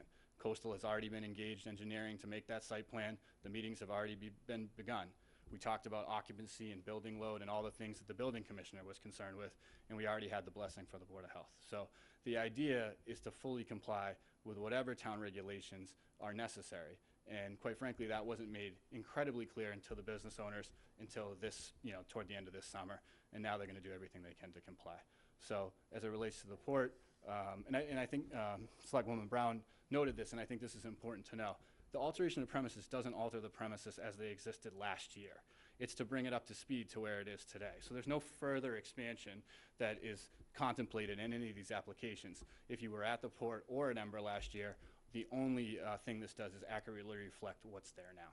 So I'd ask you to approve the application for both, specifically for the port at this point. Thank you. Good evening, Kathy Vrenos again. I'd like to emphasize that the letter we received as abutters to the port emphasized that this was about expansion of an outdoor bar, okay? The difference, the space between our living room, dining room, kitchen, and 3 bedrooms upstairs is a driveway and a 5-foot fence. That's it. It's not 150 feet. It's a very narrow driveway that the garbage truck routinely has difficulty navigating, to the extent that it has scratched our home multiple times. That's the extent of difference between these two properties.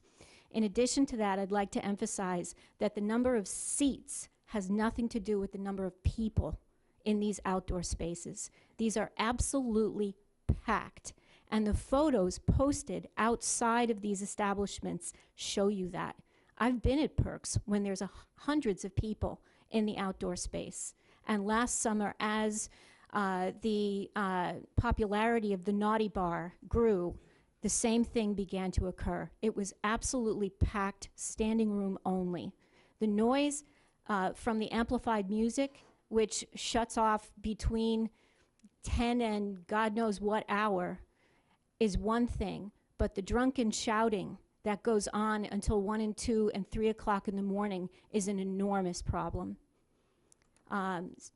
So I'd ask you to consider it in that light.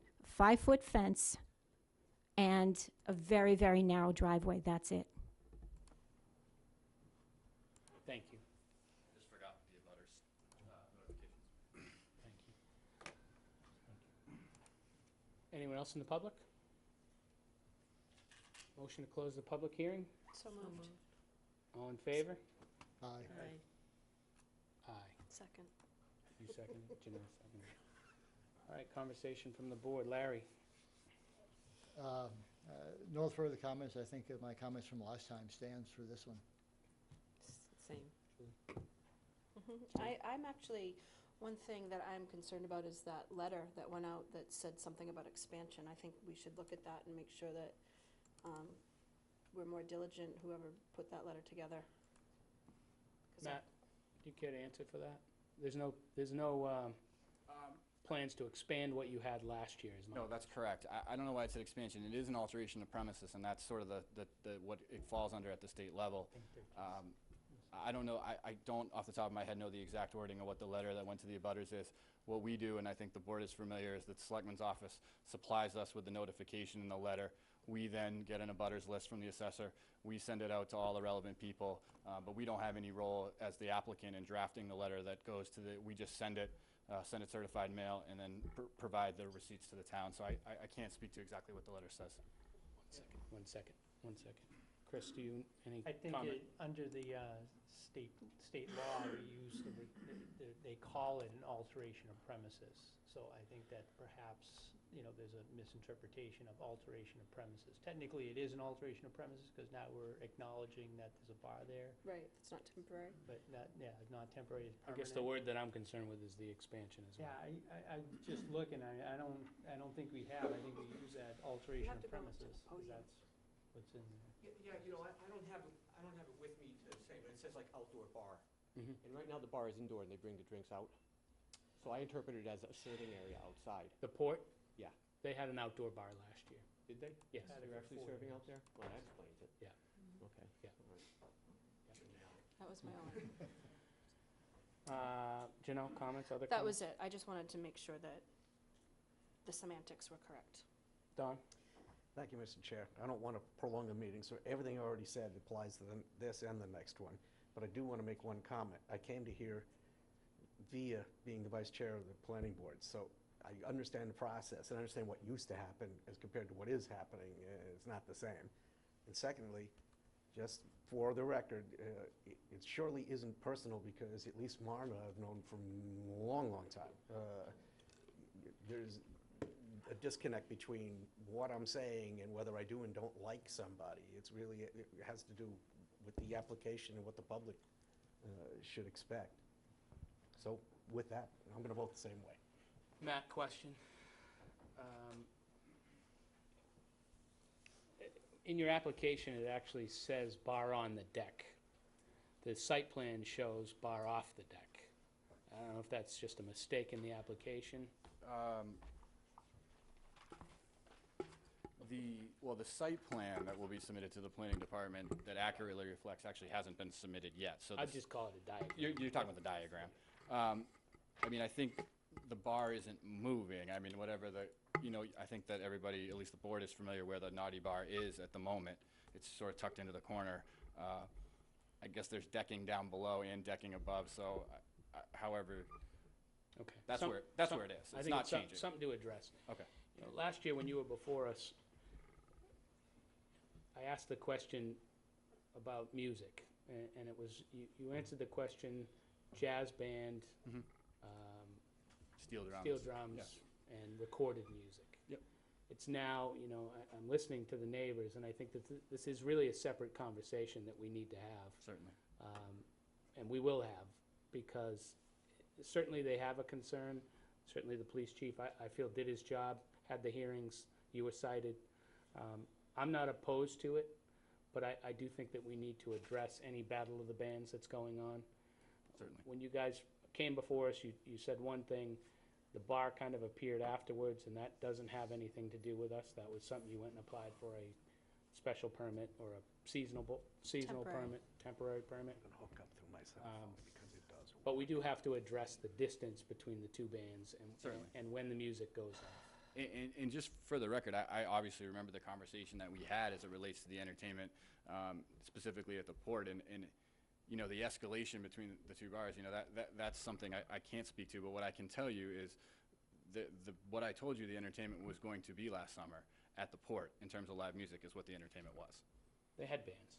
What's that? Yeah, They had live bands. But that was our conversation. I mean, jazz type bands. I mean, It wasn't a Guns jazz N' band. Roses wasn't there. Just for full disclosure, I go there, and I like the place, and I like the entertainment. Wasn't a jazz band. Thank you. Well, I guess you have a different interpretation. No, there's definitely not an interpretation here, Matt. Any other questions? I would say that the port and PERC both do a wonderful job for Harwich Port, and they bring a lot of people in, they employ a lot of people. We also have to be concerned with what the neighbors say. So hopefully the two businesses can work together and not have any mixed feelings and any battles back and forth or turning of music up. Sounds good. Appreciate that. Can I get a motion on this, Larry? Sure. I move we approve the amended application regarding the seasonal common victor and all alcoholic beverages. License is now held by the Port Restaurant and Bar and presented by Justin Brackett at 541 Route 28, Harwich Port. Second. Moved and seconded to approve what Larry said. And just, Excuse me, Mr. Chair, as a clarification. Discussion. Go ahead. Based on what you had initially said, Larry, wouldn't that motion, I'm not going to vote for it, but wouldn't that motion be premised upon the ultimate approval of the two Sure. boards? Condition on the ultimate approval Condition of that, the so board. well, it we has have to in the have it in. language of the. We have the language in On here. the, Of the motion? no, actually, on the agenda, what we would request, contingent on the application submitting necessary paperwork to planning and building within 90 As days. soon as we leave this room, that means nothing. That's it. And that's your motion? That's my motion. Thank you. Second And that. seconded that? Great. Any discussion? All in favor? Aye. Aye. Aye. Opposed? Aye. Thank you. Larry? Okay, we'll do this again. Notice is hereby given under Chapter 138 of the General Laws as amended that application has been made to this board for an alteration of premises for the seasonal common victor and all alcoholic beverages license now held by Amber Pizza, known as Ember, by Justin R. Brackett, manager on the premises of 600 Route 28, Harwich Port. Applicant is seeking to alter premises as follows. Seating area consists of the indoor area, 3,100 square foot restaurant with 2 entrances and 4 exits. Total indoor seating for 75. Outdoor area is 1,500 square foot exterior fenced in patio area with tables, bar and fire pit with 2 entrances and exits. Total outside seating for 24.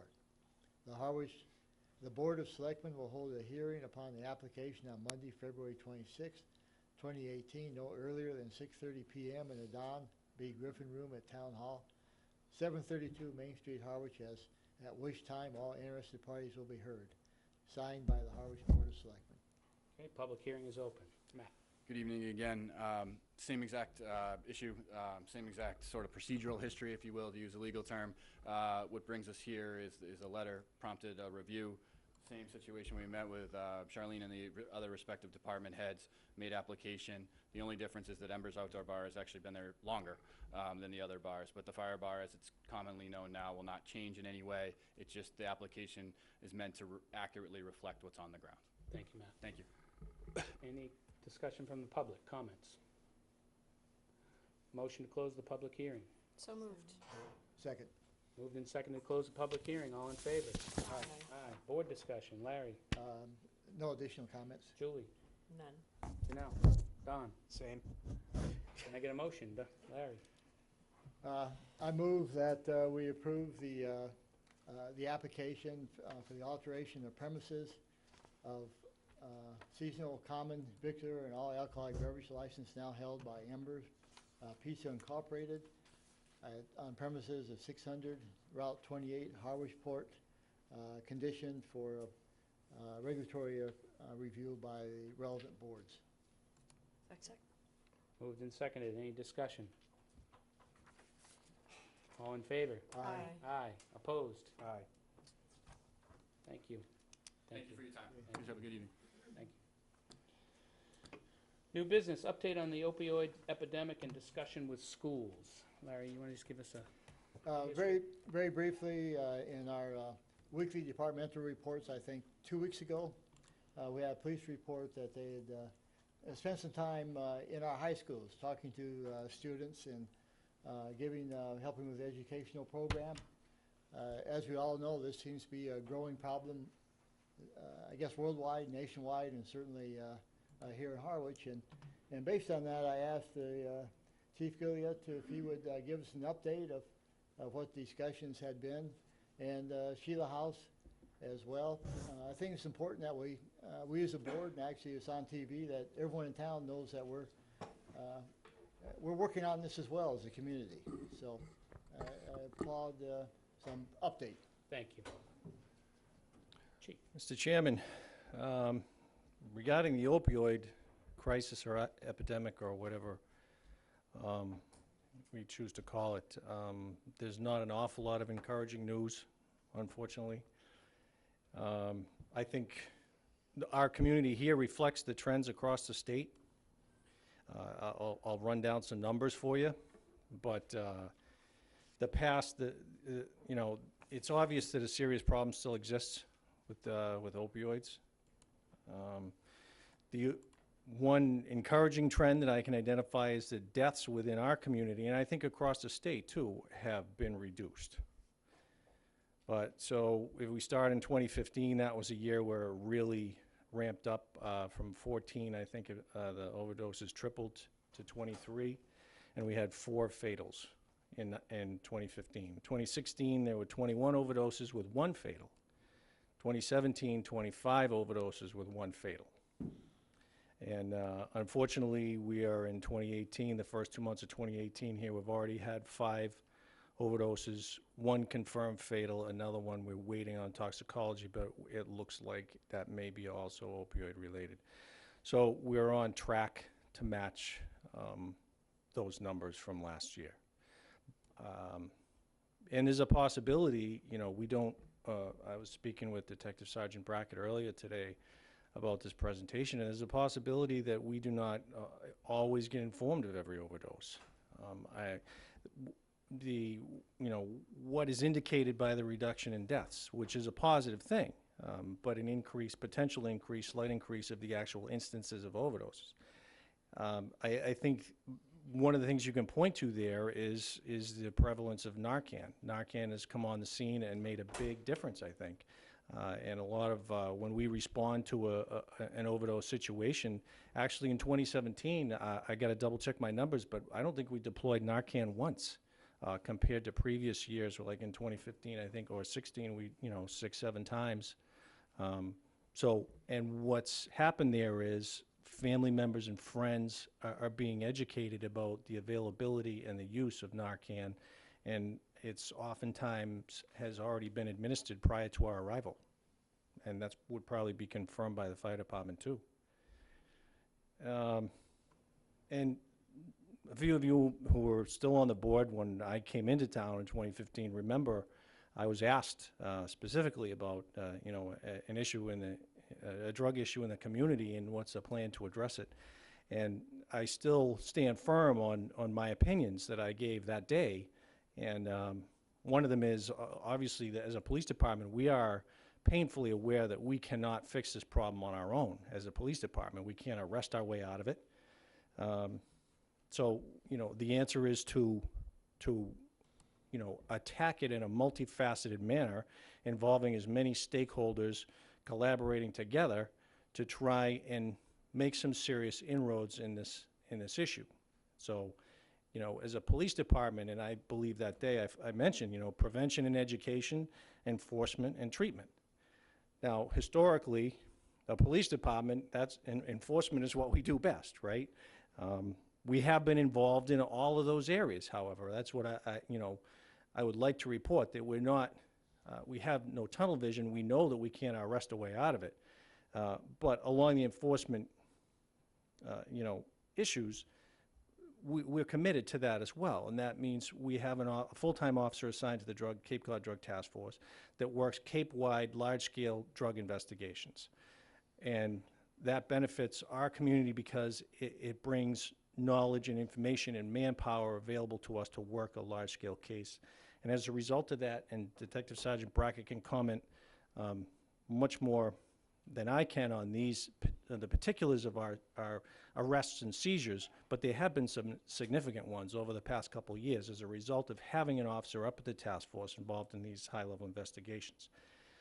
What we also did, we committed to shortly after I arrived in town here, besides assigning a full-time officer to the Cape Cod Drug Task Force, we also created a position in town to work street-level narcotics investigations and is a patrol investigator. So they were responsible with working the street-level drug interdiction, the aspect of it, in town here, whereas the task force is Cape-wide. And their job is obviously to investigate those, develop informants, pass information on, work very closely with our officer at the Cape Cod Drug Task Force. But also another aspect that patrol investigator did once he started rolling along was he would go out with counselors from Gosnold and do follow-ups on overdose victims who actually survived and attempt to get them into treatment. And that's been a very positive aspect. Moving on to the treatment portion that we're involved in, we have a very strong relationship with Gosnold. As a matter of fact, tonight, I believe, every Monday night we host a family support meeting for addiction families who have dealing with addiction issues. And Detective Sergeant Brackett always makes himself available in case there are any questions or concerns related to the police department in that issue. And I think I attended a meeting last spring and with Gosnold. They're looking to get a large-scale grant to try and improve their services. And in that, it was a very positive meeting where most of the, if not all, the police departments on the Cape signed on to what they were doing. And our numbers reflect, Harwich's numbers reflect about an 80% success rate in addicts who have been, if we make contact with them, 80% of them have gone into treatment. So I think that's another positive thing. We also carry, I'm sure everybody knows at this point, we have Narcan with us in the patrol cars whenever we respond, and obviously are trained to use it. But I said, as I said before, that the deployments are down. And just from an education prevention standpoint, we're not as deeply involved in that aspect of it.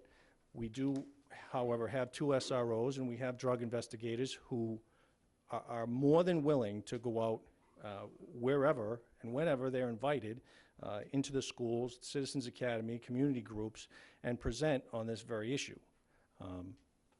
So, you know, we are still involved, deeply involved and committed to addressing this issue, and we realize we can't do it ourselves. So we're involved in all 3 aspects of it, and we're hoping to see some benefits from it. Thank you, Chief. Questions? Any questions from the board? What's that? Sheila, do you want to add to that?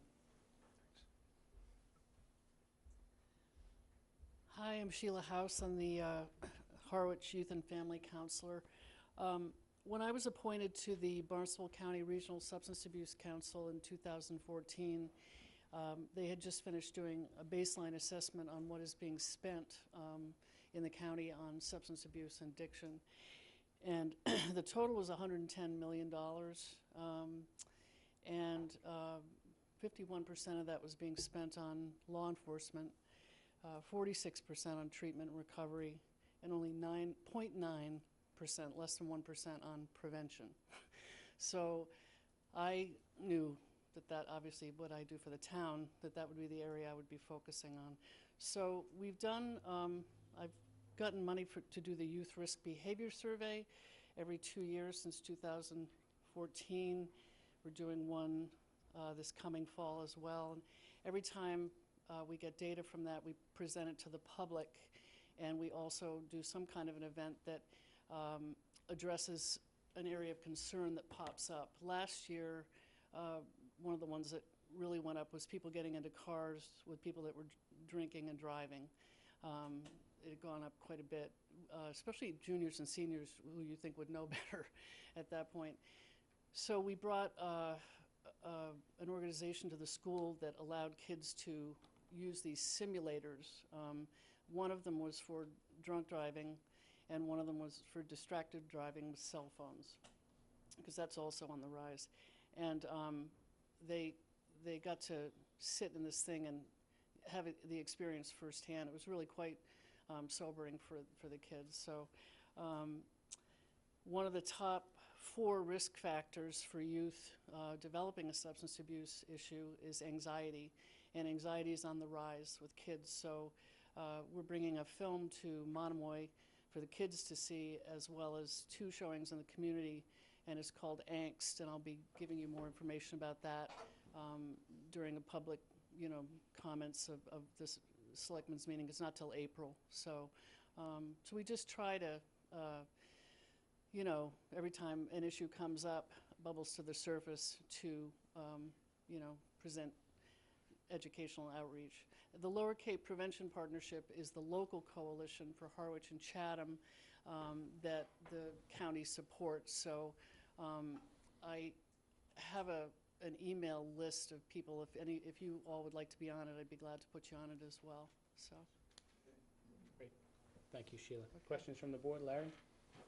Thank you very much, and thank you, Chief. It's important, I think, such an important issue, and I appreciate especially the discussion both of you have on outreach and education. We've had a lot of, obviously last week's been tough for everyone with the school shootings in Florida, but it seems when you listen to some of these people talk during some discussion periods, a key to try to improve that is communication within the schools and within the schools and public, so people feel comfortable talking about problems and talking about issues that come forward. So Sheila and Chief, what you're doing to try to encourage that is just absolutely vital. It's not, and it takes a lot of time and effort, so I very much appreciate moving forward on that. No, I would like to reiterate the thanks as well, and you do a great job. I also think we're very lucky that we have such dedicated people. I know my kids participated in that, the experimental with the driving, and it really made an impact. I mean, that's the kind of stuff that's so important, and if we could get more money to fund more things like that, it would be great. So thank you. Janelle? Thank you both for your presentation. Thank you, Larry, for bringing it to the attention and bringing it to the board. Addiction and opioid, any addiction hits everybody some way or another, and I think it's really important to start the dialogue even with young children. So I appreciate that you're making this a public, bringing it to public awareness, and thanks for all that you both do. Don? Thank you, Mr. Chair. Actually, got a question I want to address to Detective Brackett. While I agree with everything that everybody said here, and certainly the real answer is on Sheila's end of the world here, but I'm just curious, to the extent that the kids pass that threshold and are starting to buy stuff, there was incrementally over the last 2 years spiking of various things. A kid thinks they're getting one thing, but it's got fentanyl in it, like even marijuana. I was just curious, in your experience in the seizures and everything, just whether that's a real problem here or whether that's something that's yet to hit the shores. Excellent question. Thank you again. My name is Bob Brackett. I'm Detective Sergeant with the Harwich Police Department. And the short answer is yes. Unfortunately, in this day and age, nobody's quite sure what they're taking when they're buying illicit narcotics, whether it be marijuana, whether it be cocaine, whether it be heroin. We're getting all kinds of reports. As a matter of fact, we just had a meeting last week with some drug detectives from the Bourne Police Department. They had seized, they had made an arrest from some gentlemen that came down from the Boston area, and they had cocaine that was found to be laced with fentanyl. We're finding marijuana laced with fentanyl. We're finding heroin that's not heroin, it's actually fentanyl. Now it's expanding into carfentanil and other substances that are even more potent than fentanyl themselves. So unfortunately, that is one of the contributing factors to a lot of the overdoses, is that people are taking substances that they're not aware of. And even people that are buying on the street, they think they're buying heroin. And unfortunately, some dealers are actually thinking they're dealing heroin when in fact they're dealing fentanyl. And unfortunately, with the potency of the fentanyl being 50, 75, sometimes 100 times more potent than heroin, if somebody's thinking that they're buying heroin and they take the normal dose that they normally would take of heroin, it's enough to in some instances, kill them. And they don't even realize that, they're taking what they think is heroin, and it's not. So it is an issue, and it is a concern. It's a concern to law enforcement, too, in handling these substances. We've had officers with exposure to it. Incidentally, there's been a lot of officers around the country that have, they have actually themselves overdosed just by making an arrest and handling the drugs in the booking room or whatever. They themselves have overdosed and had to go to the hospital. So it's concerns that it's a town-wide concern, and I appreciate the discussion. Like I said, the chief had mentioned the education, I think, is a big part of it. We feel strongly about drug education. I wish there was somebody from the school committee here to discuss what they're doing in that. We've always been very supportive of them. I myself do a lot of speaking. Angela Chalaka, before she retired, the health teacher, I would go in there every year and speak to her classes. I go to the tech school every year, speak to the senior class in an assembly. And we will continue to do everything that we can from an educational standpoint with the youth and the schools. Unfortunately, being a law enforcement thing, we're not in the position to develop curriculum for drug education, but we would certainly love to work with the schools in seeing some education there. And I think we feel strongly that education is a key component to dealing with this long term, whether providing education, providing healthy alternatives to the kids, and I think we feel strongly about protecting the kids as they come up before they get addicted. And so anything that we can do to continue to address that, we will. Thank you, Don. Don? Yeah, thank you, Mr. Chair. And that's kind of why I wanted you to stand up, because the real answer here is on Sheila's end and on other people who are doing the same kind of work, you can't cross the threshold even at the lowest minimal risk level if in your mind you're going to be buying, scoring marijuana because you have no idea what it is that it's mixed with. Correct. Thank you, Don. Janelle? So one of the arguments or rationalizations that I heard at the MMA meeting about having recreational marijuana shops is that it controls the actual marijuana, so you know what you're getting, kind of thing. We've voted not to have them in Harwich, but we are going to have our neighboring town, Brewster, house these retail shops. So I wanted to get your opinion on how to communicate with children or teenagers about this. You know, is it if you're going to do it, go to the shop kind of thing, or is it don't do it at all? You know, like, you know, this is the conversation that we're going to have to Well, I start certainly having. have my opinion on that, but Right, I think, right, right, I think, but you know what I mean. I do, and I think part of the education aspect is to be transparent and to be honest and open and to look at it from all angles. And truly, I try to be transparent and honest with everything in it. And I think also some of the adults also need some re-education on it as well, so they can properly give guidance to their own children and those that they come in contact with. And I think sometimes there are some blurred lines in that, and that some of the adults are thinking back to when they were kids and they themselves growing up, and they need to also realize that the substances today are not the same substances that they were when they themselves were young, and they need to openly look at that and look at the science behind it, because the technology now and the studies are much more in-depth today than they were even 20 years ago, of what they do to the adolescent brain, and recognize that there is a difference between adults consuming marijuana now and adolescents consuming marijuana. It does do far more damage to the adolescents consuming marijuana now than it will do to an adult in the development of their brains, and I think people have to honestly look at that from a scientific standpoint as well. Thank you, Bob. My name's Steve Scannell. I understand you don't think you can arrest your way out of this. I think the town should take a stand that, yes, arrests should be made. You know, how many times are we going to go through, you know, these addicts get into the social services systems, mental health? It's going to cost a lot of money if you don't arrest. So I think fiscally responsible people would opt for making the arrest and then doing a little bit of jail time, 90 days.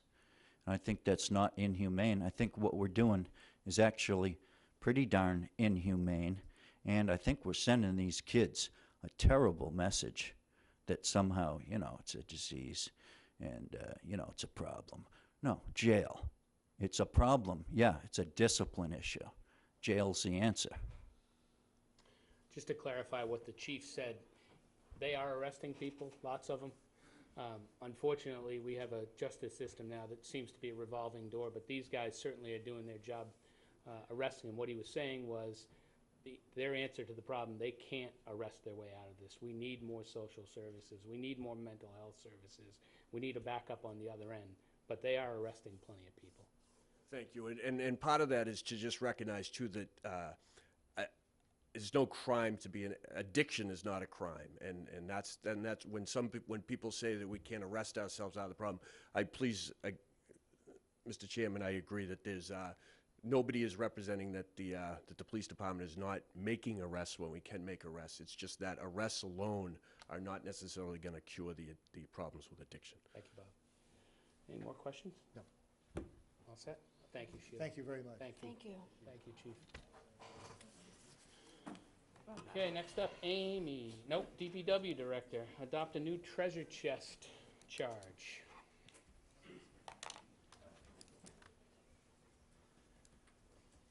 Link? Thank you, Mr. Chair. Link Hooper, DPW Director. Last fall, the Board of Selectmen received some complaints regarding treasure chest, a town swap shop that's adjacent to the disposal area on Queen Anne Road. The board asked Selectman Brown to look into the matter. Selectman Brown had 2 meetings with me and Mr. Clark, and subsequently Chairman McCaskill met with myself, Mr. Clark, Tom Caruso, the current chairman of the Treasure Chest Committee, and Eric Foley, former vice chairman, current clerk of the Treasure Chest. After those meetings, it was determined some work was needed, in that some of the complaints were very valid. There were patrons that had been complaining, probably worthwhile complaining, actually, and some things needed to change at the treasure chest. I asked for some time last fall, was granted some time. I've been working with both these gentlemen here tonight to enact some changes. The documents you have in front of you are a new charge, our draft charge, draft rules of etiquette for volunteers, and draft, what do you have here? Sorry. Operational guidelines. Okay. More importantly than those documents, I want to say that I believe that Tom and Eric collectively have made a cultural change with the volunteers. I've always prided myself of keeping treasure chest business, swap shop business, volunteers, off of your plate and off of the administrator's plate. The very instance that we're talking about this here, and have been for some months, I think there's been some errors that I have ignored, and I'm at fault for some of this. I believe Tom made a mistake of walking through my office some time ago saying how he could help out and volunteer. He then became a treasure chest volunteer, and in short order, after meeting with him, former school principal, I realized we had a lot of talent, and that he had the skill set needed to really bring this in-house and bring this back. As you know, Pauline Ashton had moved on. She was the chairman of the treasure chest for probably a decade or more. She was on a bunch of different committees. She was honestly like a grandmother figure to me. And we had nothing, and really very few problems that we couldn't handle. When Pauline had to move on, we had some problems arise. And it's been up and down for some time. I think these gentlemen have made really some positive changes. There's more work to be done, but I really have a great deal of confidence in both of them. With that, the three documents in front of you tonight are their documents. I've had some input. They have met with their committee. I believe they've had 2 or 3 meetings. I attended one of their meetings. They've got input from the rest of the volunteers on these documents, and I think they're a good starting point to enact change. With that, Mr. Chair, I'd like to have Tom come and discuss the actual documents with you. Sure. Thank you. Thank you, Lincoln. Thanks for your time on this. Good evening, Tom. Tom Caruso, Chair of the Treasure Chest. The first paragraph of the charge really says it all. We provide a place where usable items can be donated and diverted from the waste stream. That's important. Those items then can be made available to anyone else that needs them. That's really what the treasure chest is all about. The rules of etiquette, basically I can boil it down to treat everyone the way you want to be treated. And we're trying to emphasize that with all of the volunteers. Treating the patrons, the customers, as well as their fellow volunteers with respect. The operational guidelines are basically just some operational rules. We want to make sure that everyone's on the same page. That's what it's all about. And we didn't have anything like this in writing. Now, with your approval, we'll get these 3 documents in the hands of folks so everyone knows what the rules are. We will try to enforce them. And I would like to say that not only has Link been tremendous support for the treasure chest, but I think it's important that people recognize that there are many very dedicated volunteers. Volunteers that have been working there for 5, 10, and in some cases upwards of 15 years. And they are really what make the treasure chest possible and make it a success. And as Link said, there have been some problems in the past. We're trying to address those. We think we're on the right track. We're going to keep working at it, Eric, myself, and all of the volunteers, and we appreciate your support. Thank you, Tom. I'm going to open up to questions or comments from the board. Larry? Good job. I think we've talked among the board, and I think we talked as well some that what was missing was policies and procedures, and you've stepped up to that so people know what the game plan is. I had just two questions regarding the overall document. In terms of the committee, I didn't see in there where it gives a number of committee members that you're expecting to put on which I think you need to do so we have a step going forward.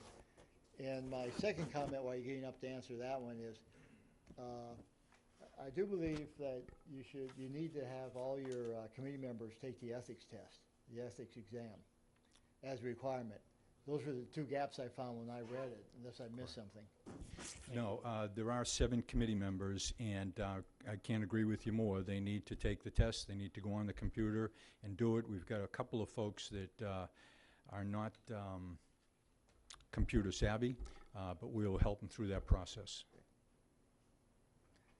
All set, Larry? Thank you, yeah, that was just my comment. Julie? Thank you, first of all, for your work on this. I think it's a really good job. I also want to say thank you to all the volunteers, and I think that the overall point of this document is helpful in correcting any issues we've had before, so thank you. Janelle? I had the same comment about the number, and thank you for putting this all down on paper and making it much more user-friendly. Well, I think it's going to get everybody on the same page, and I think that's key. Absolutely. So, I'm not gonna lie, I still think we should close the treasure chest down the road. And the reason is that $250,000 ask for a maintenance building coming after all these other numerous hundreds of thousands of dollars, millions of dollars that we have to spend on other town entities. So I don't want that to be a personal statement. It's a money thing. When the treasure chest was created in the early 90s by a colleague of mine, there was nothing like this, and it was an innovative idea. Recycling had just come to be. In fact, she helped create the UMass Amherst Recycling Initiative. I was there alongside her. And it was a wonderful idea, but the Habitat Restore didn't exist, the family pantry wasn't taking things.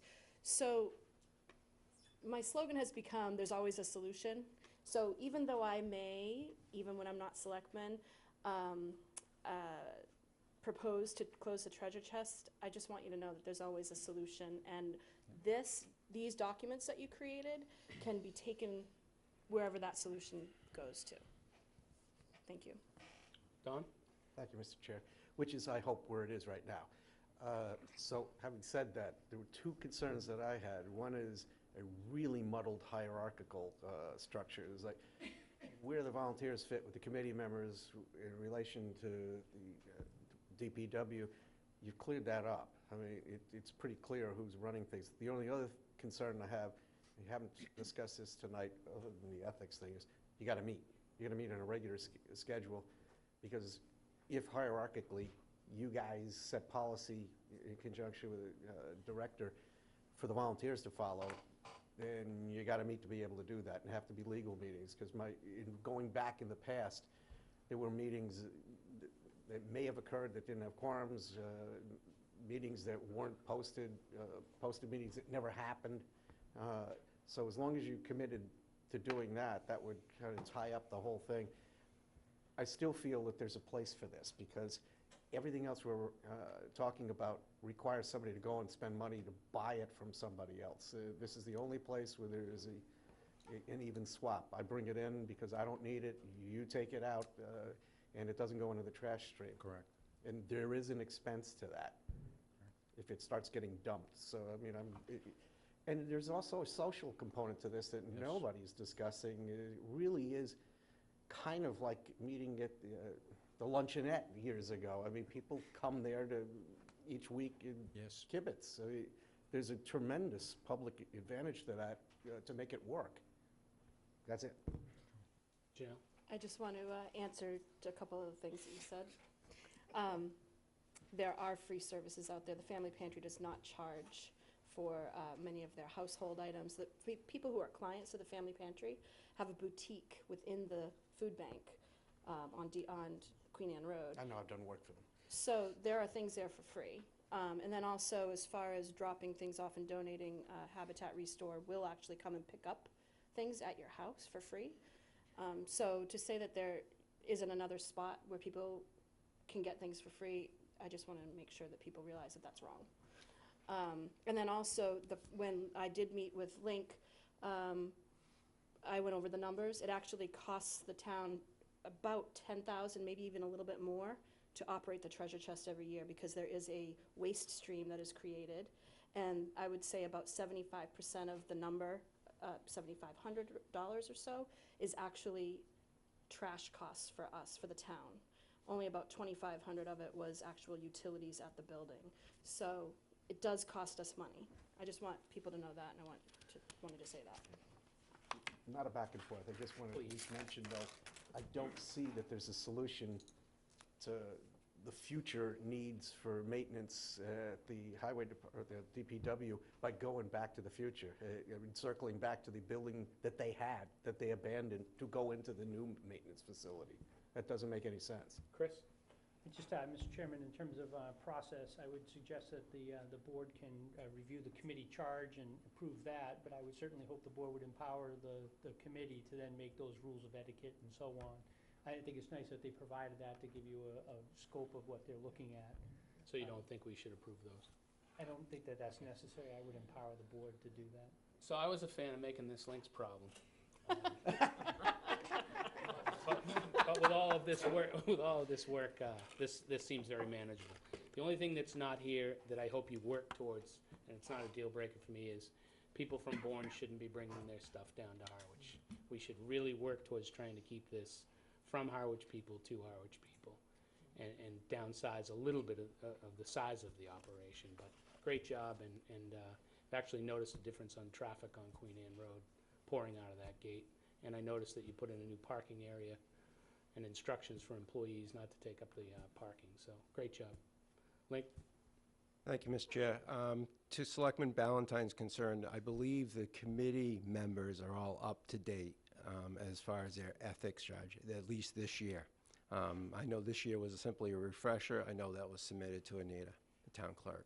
If I may, my comment was in review of the current status. It was just in the charge itself. I don't see it being listed as a point Got you. going forward. Okay. It was actually done. We can certainly incorporate it into the charge. But Larry, just to that point, none of the charges say that. It's just part of the interview committee's job Okay. to tell To people tell them to do it? It's statutory. Okay. Sorry. Statutory anyway. Sorry. Can I get a motion? Forget on that it? comment. Mr. Chair, Can I get a motion? I'd like to make a motion to approve the charge with the addition of the committee membership. Second. Moved and seconded. Any discussion? All in favor? Aye. Aye, thank you. Thank you. Amy, you're up. Draft Cranberry Bog RFP for the Bell's Neck Conservation Area bogs, approved by the Conservation Committee. Yes, good evening. For the record, Amy Usowski, Conservation Administrator for the town. A couple of months ago, brought it to the attention of the Board of Selectmen that to release the Bell's Neck Cranberry Bogs, which is about 11.5 acres off of Depot Street in West Harwich, would require not only the Conservation Commission's approval, but also the Board of Selectmen, as you're the issuing body for these proposals. So the Conservation Commission has been working to put together draft language. I'm not going to go through the entire document for you. Thank you. The highlights, they discussed having a set 5-year lease with an option for a 5-year renewal. And that's basically just judging performance. I think the commission has every interest in having the same person get the next, 5 years, essentially. You'll notice in this document, there's a few more kind of checks and balances throughout there's annual reporting that is going to be required that's very specific. And the reason for this is because this bog is kind of an ecologically sensitive area. It's in the Herring River watershed. It draws directly off the West Reservoir. It's an active herring run, and we just want to make sure that both the resources, the natural resources are protected, as well as kind of the historic resources that we have by having these bogs here in West Harwich. The only addition I had to the draft was my own fault. I forgot to put in the location. And, well, I did say the Herring River Bog Conservation Area, but I didn't say Depot Street in West Harwich in the map and parcel. So I added that in along with the books and pages, for consistency. And basically I'm here to answer any questions that you may have and The Conservation Commission has already approved this language, so if the Board of Selectmen shall see fit, we can get this out fairly soon. Thank you, Amy. Don? Thank you, Mr. Chair. Believe me, I have no interest in delaying it because I think it's really should happen. I've said that before, but has there been an attempt to reach out to potential individuals who would be willing to bid on this to actually talk about, 5-year with a renewal versus, because typically with a lease, you got to figure in your head that you got to amortize your expenses and stay there for a period for it to make sense. And the question I have is why this way, and rather than say 10 years, and if somebody's not performing, you default them and then put out another RFP and get another lessee Right. behind them. I mean, we're also not really, that's not our expertise as far as lease language. We had a series of public meetings. This was on almost every Conservation Commission agenda for over the past several months, almost a year. We did have some people come and give us, cranberry growers, both who are interested and not interested, but actually just wanted to give us some input on what would be a fruitful lease, if you will. I think, the ideal would be an 8 to 10 year lease, but the commission, just based on some past issues, wanted to see a lesser number with the option for a renewal. And the person who is most interested in this bug, from what I understand, there's really only one extremely interested person in this, and they were at all these meetings and felt comfortable with the 5-year potential extension. And so, the bogs, certain parts are in better shape than others. Certain parts have been farmed, 3 years ago. Certain parts haven't been farmed in a while. And it's going to take a little bit of time and money for those parts, or for all the bogs, to come back, which is also why we reduced in the beginning years the fee amount, the lease amount for those years. And that is because it's going to cost that person more money to bring the bogs back. And we also kept the cost really low to try to encourage people. I'll set down. Janelle? I don't have anything, Amy. Thank you for putting that together. Julie? My only question is, in terms of talking about the 5 years, who monitors when the lease is going to expire? Just curious. In this case, if it was issued by the Conservation Commission, They it would do fall it. within Amy. Okay. Amy's jurisdiction. So, and do we have a lot of these leases? Not many. There's I believe two Oh, or three.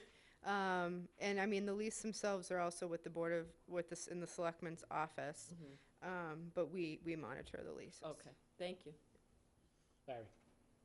No comments. I'm really happy we're moving forward with this. I was, as you know, very proponent of doing this, so go for it.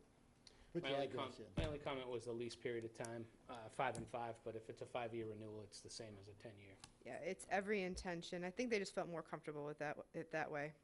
And the other date that I didn't see in there is how long are we going to give these people to respond to this? That we wanted to leave to the pleasure of the Board of Selectmen, as we are not really versed in this process. There's a lot of information that we're asking for, and I know in other things that we go out for, we give a fairly short window. Yep. So I'd like 30 to 45 days. I think 30 days is probably more appropriate. 30 days. Consensus, okay? Mm-hmm. Can I get a motion on this?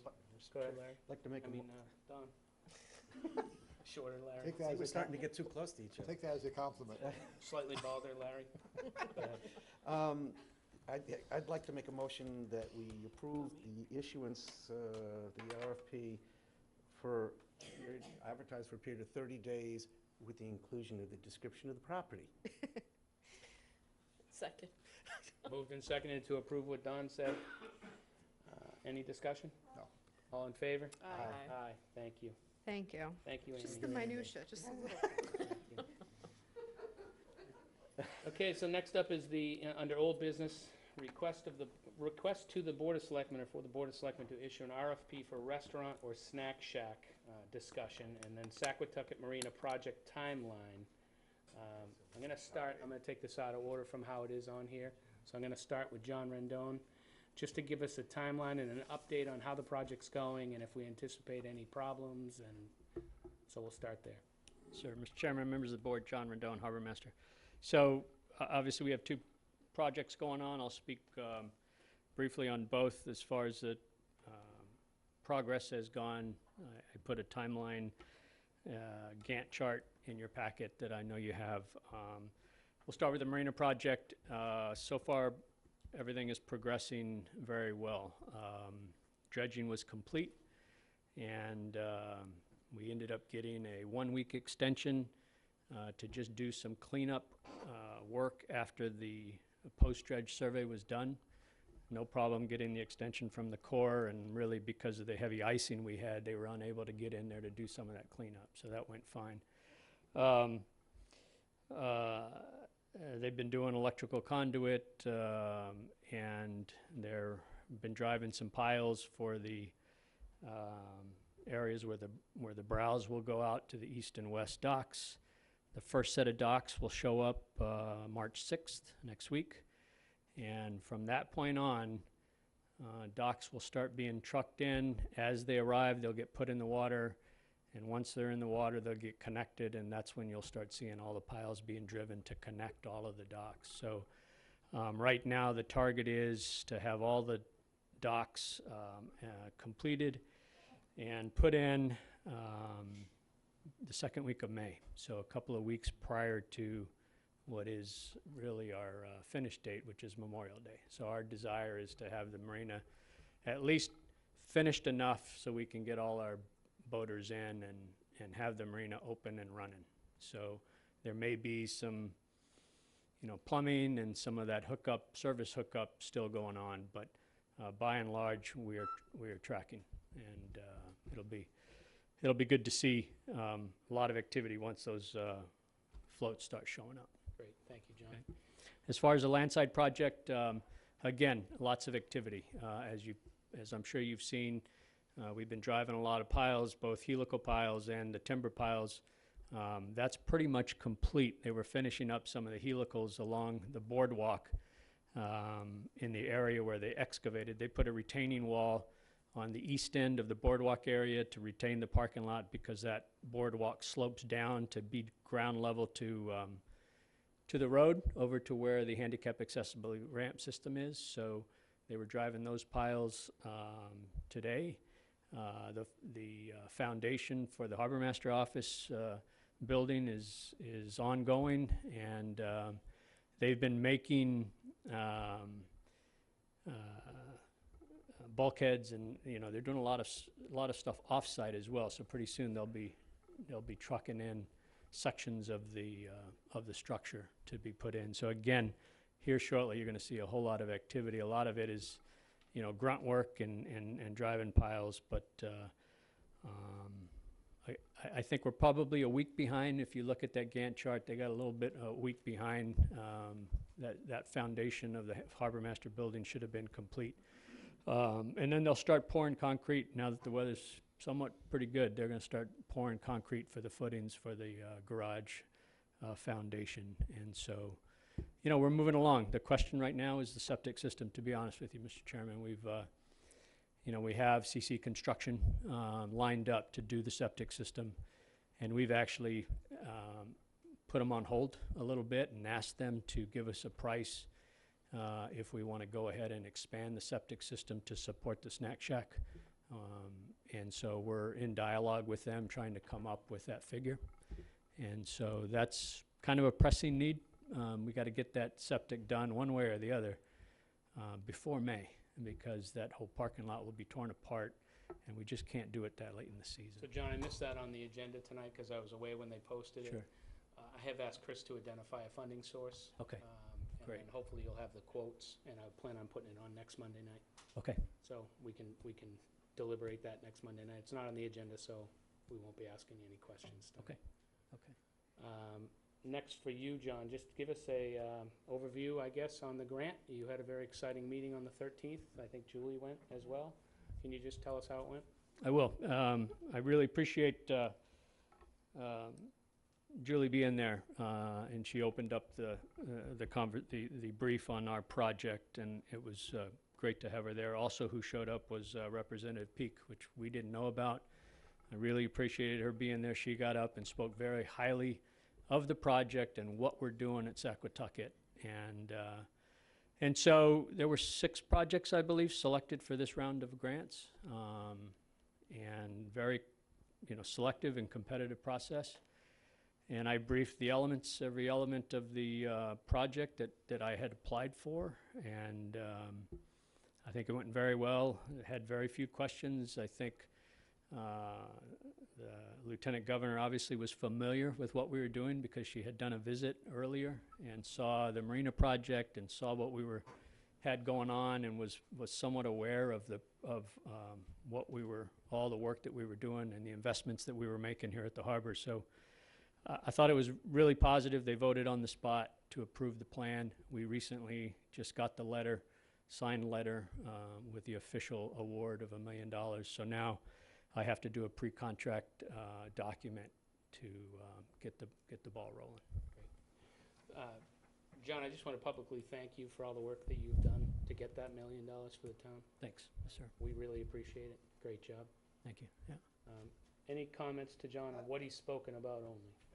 Yeah, I had a question about the, where you put in the maintenance shed, because I'm a little concerned, it looked like we're doing more, disturbing the ground more than I thought. I don't think so. Actually, I think we are doing less. A lot of the dirt that you see there is from some of the excavation that took place over And that's holding the, ponding the water, on you're piling the Saquatucket. dirt up? That area that we did excavate, we had to excavate a certain level to put all that gravel down. But and some of that is that, but a lot of that dirt over there is also from Saquatucket side. Because, as you know, we promised Exxon many times that we would do minimal disturbance on that area and work on the surface. So you're comfortable we're okay. We haven't got below the surface in any extent.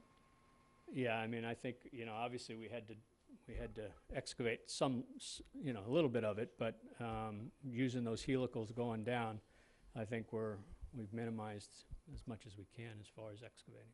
Thank you, John. Sure. Chris, you have a Mr. comment? Chairman, I wanted to just give a little bit of an overview in terms of the RFP, because I know that's specifically on the agenda tonight. I'll do that. Yeah, can we in a wait? minute. As soon as I get to that. Two other pieces before we get to that. Don? Thank you, Mr. Chair. I kind of want to address the elephant in the room here because nobody's discussed it yet. It does go to the presentation. Can you comment on the sudden appearance of what I call Lake Downey there? It's just all of a sudden we've got a pond where we didn't have one. Well, we're getting ready to put a foundation on there. So we had to. If I may, I did speak to a very qualified digger today, Chris Sauer, who happens to be in the room. Sorry to put you out. He told me not to worry about it. It's common based on the amount of dirt that we had to dig out. Once we put the gravel in there and the fact that we are building, and also an engineer, the fact that we are building that up, they said that water was not a concern. And that's fine. I just wanted to make sure I got this public because there's a heck of a lot of buzz going on outside. And if you don't say anything, that's still happening whether you do or don't say it. Yeah, no, appreciate that. I was gonna bring that up. Any other comments, Don, on where we're at? Nope. Janelle? No, not yet. Chris, could you just give us an update on the sidewalk? I see that as part of the land side, so can you just brief us on where we're at with the sidewalk?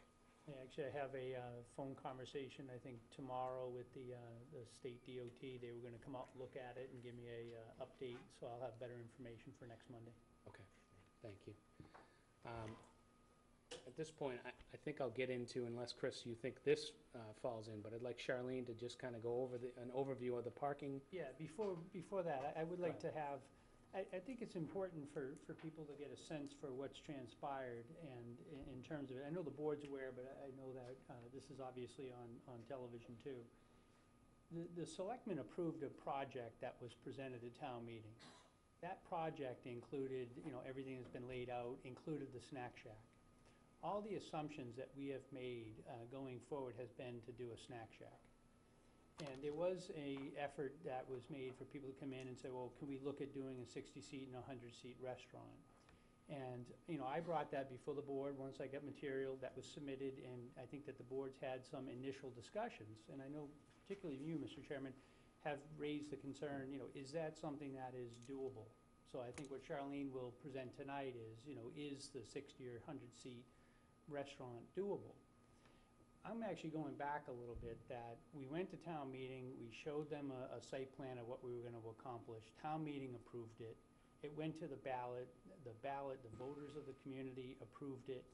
And really, when John and I and Bob look at a project of this nature, we have to approve and build what town meeting gave us authority to do. Really, the only difference in this whole scenario is that initially, we thought that we would be able to do all that project within the existing funding. And when we went out to bid, we realized we couldn't.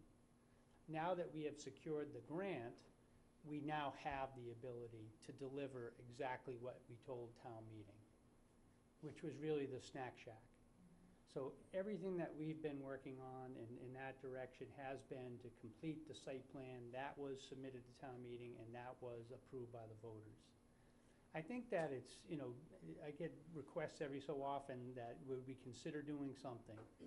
And in light of, if we didn't get the grant, we didn't have funding, and we didn't have the ability to build a snack shack, then I think it's more relevant to have a discussion about an RFP and see if there's a private sector solution to a problem that we have.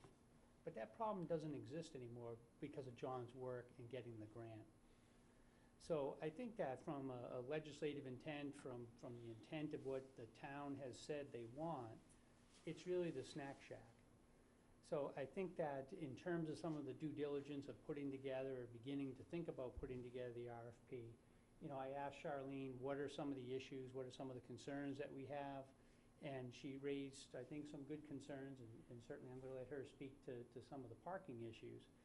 But I think one of the speakers had said to us that if you try to shoehorn in a 60-seat or a 100-seat restaurant, we will be looking for parking, and we'll create a parking issue that will have to be addressed later on. And, I think that there's a lot of truth to that it's an issue that it's not just the restaurant, but it's what will the restaurant lead to as additional side issues. So I think that at least helps hopefully to characterize the RFP. In terms of the formalities in the warrant, which I know is the next item, there are two things for the board to consider.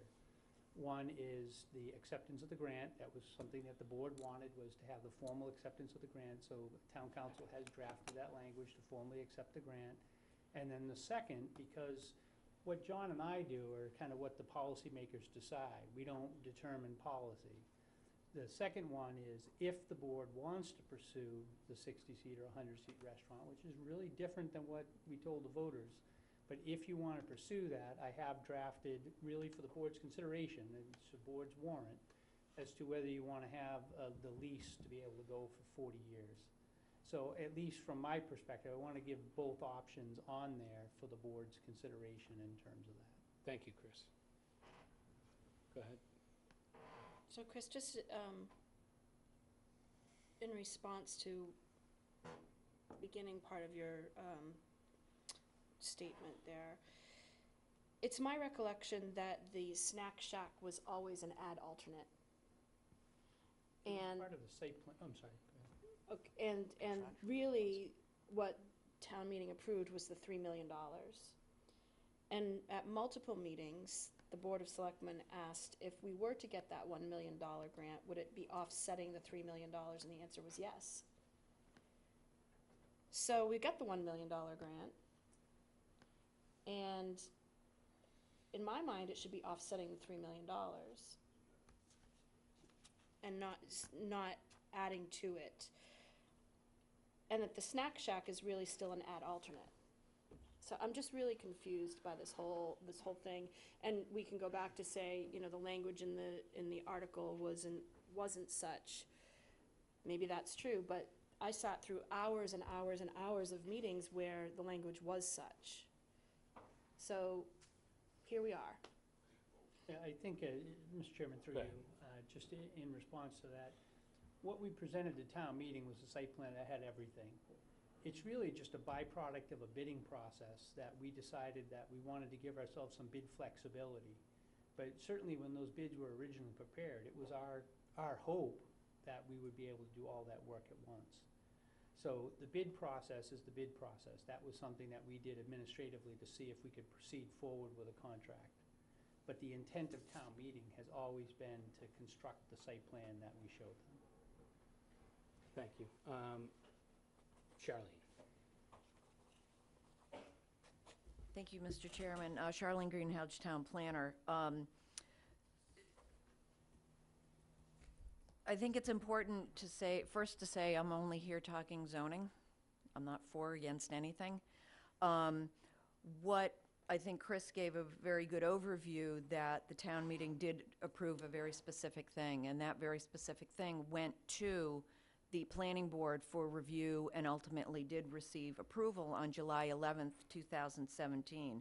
And specifically, it was the proposal establishes 100 plus or minus new parking stalls and reconfiguration of parking stalls, construction of 2 municipal buildings, a seasonal snack shack, 4 commercial ticket sheds, common green spaces with artisan shacks and accessible pedestrian ways, and a boardwalk and certain appurtenance systems and features.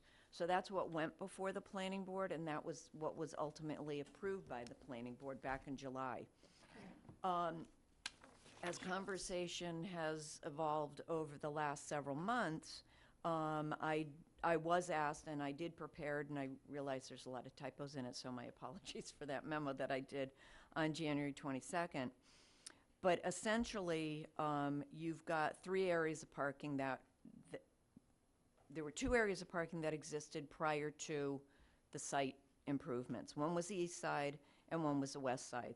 And the east side, which is the lot that is under the jurisdiction of the state, contains 79 parking spaces. The west lot, which was the existing parking lot, contained 149 parking spaces. On the proposed site plan that was approved by the planning board and ultimately shown to town meeting and made its way to the planning board, that then included the Downey property. The east side still has 79 spaces, but still only under the jurisdiction of the state for the purposes of water access and the ramp. The west side actually got reduced to 137 parking spaces, but the Downey property added in 90 parking spaces. So the number of parking spaces available for the harbor master use, the marina use, the garage, and the snack shack, there are only 227 parking spaces available for those uses, or any other use, quite frankly, on the lot. The 201 slips, the harbor master's office, the garage, and the snack shack require 226 parking spaces under the zoning bylaw. So under zoning, you have 1 extra parking space. What we didn't take into consideration when we reviewed the site plan were the artisan shacks, figuring that people who were either going to the harbor anyway or coming in from their boats, utilizing the slips, perhaps going to the snack shack, they would be going to check out the artisan shacks. So we didn't create a parking need for those accessory uses that would be occurring at the harbor. So if you were to do a 60-seat restaurant, it would require a minimum of 15 parking spaces. It's 1 seat for every, 1 parking place for every 4 seats, plus 1 parking place for every employee on the maximum shift. So if your maximum shift, if you have a crossover shift between lunch and dinner, but your maximum shift has 20 people, then you need 20 additional parking spaces, so it would be 35 spaces. For a 100-seat restaurant, you would be required to have 25 parking spaces for the seats, again, 1 space for every 4 seats, plus 1 parking place for employee on the maximum shift again. I'm not in the restaurant business. I don't know how many employees it takes to operate a restaurant, but you have everything from your dishwashing people, to your sous chef, to your line people, to your wait staff, to your hosts, those kind of things, managers, that kind of thing. So I don't know how many people actually you need to run a restaurant at your maximum shift. But those are the parking requirements under the Harwich zoning bylaw. This is what's on the books. This is what we have to go by. There are provisions to ask for waivers for parking. Until we see something and know what we're actually dealing with tangibly, it's really hard to comment any further than what is required black and white under the zoning bylaw. Thank you, Charlene. Is that a question? Go ahead. Charlene, you said on July 11th, the planning board approved a plan that also had 4 ticket sheds? Yes. So no parking for those? those were not included in the parking requirements either, because it was accessory to the uses at the harbor, which are the charter boats and those kind of things. Okay, thank you. And may I ask John a question? Go ahead. John, I'm just curious, I don't recall seeing these ticket sheds on the plan, the updated plan.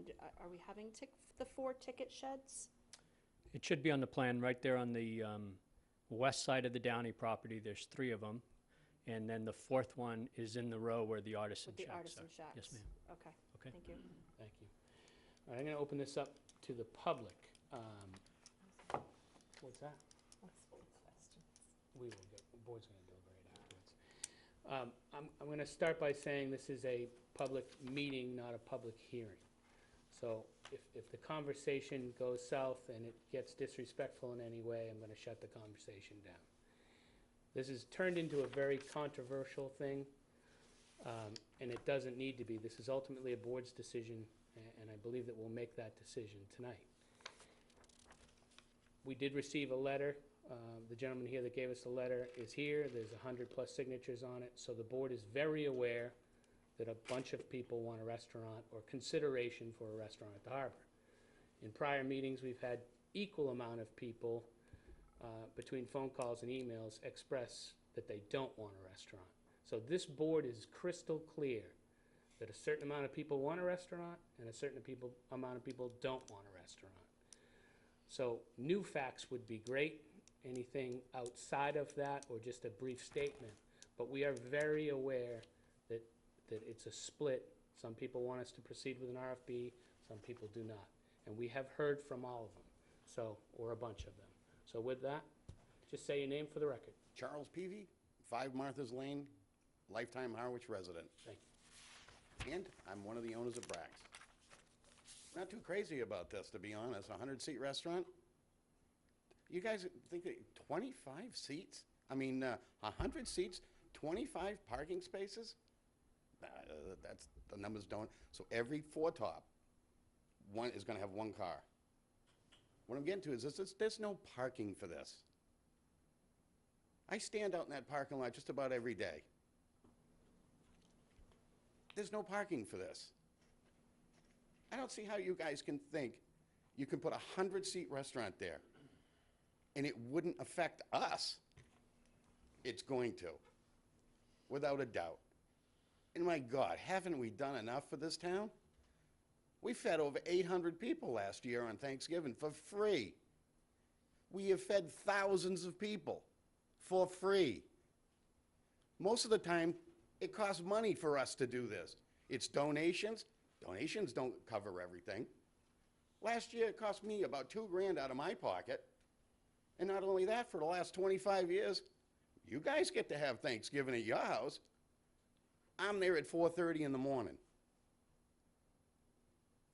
This whole idea of you guys putting this restaurant there, it stinks. It really stinks. It's a really nice, nice thank you for all the stuff that we've done. And we've got a lot of people in this town that we feed. We fed people from Sandwich to Wellfleet. And I'm just saying, I think this is a really bad idea, and I hope you guys don't do it. Thank you. And just to be clear, the board has taken no position on this. I'm just saying what I'm saying. I'm a resident, and I got every right to say it. Yep, of course, yep. Next.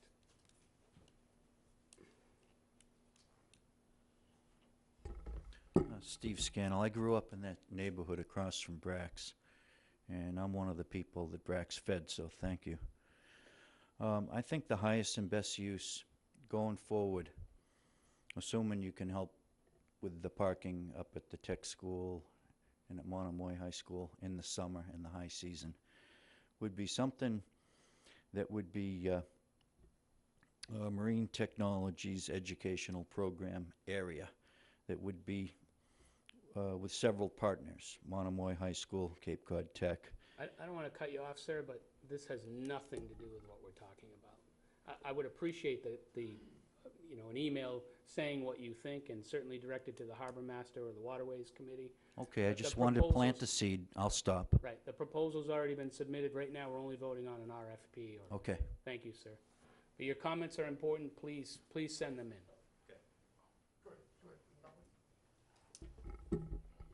Hi, folks. Dan McLaughlin.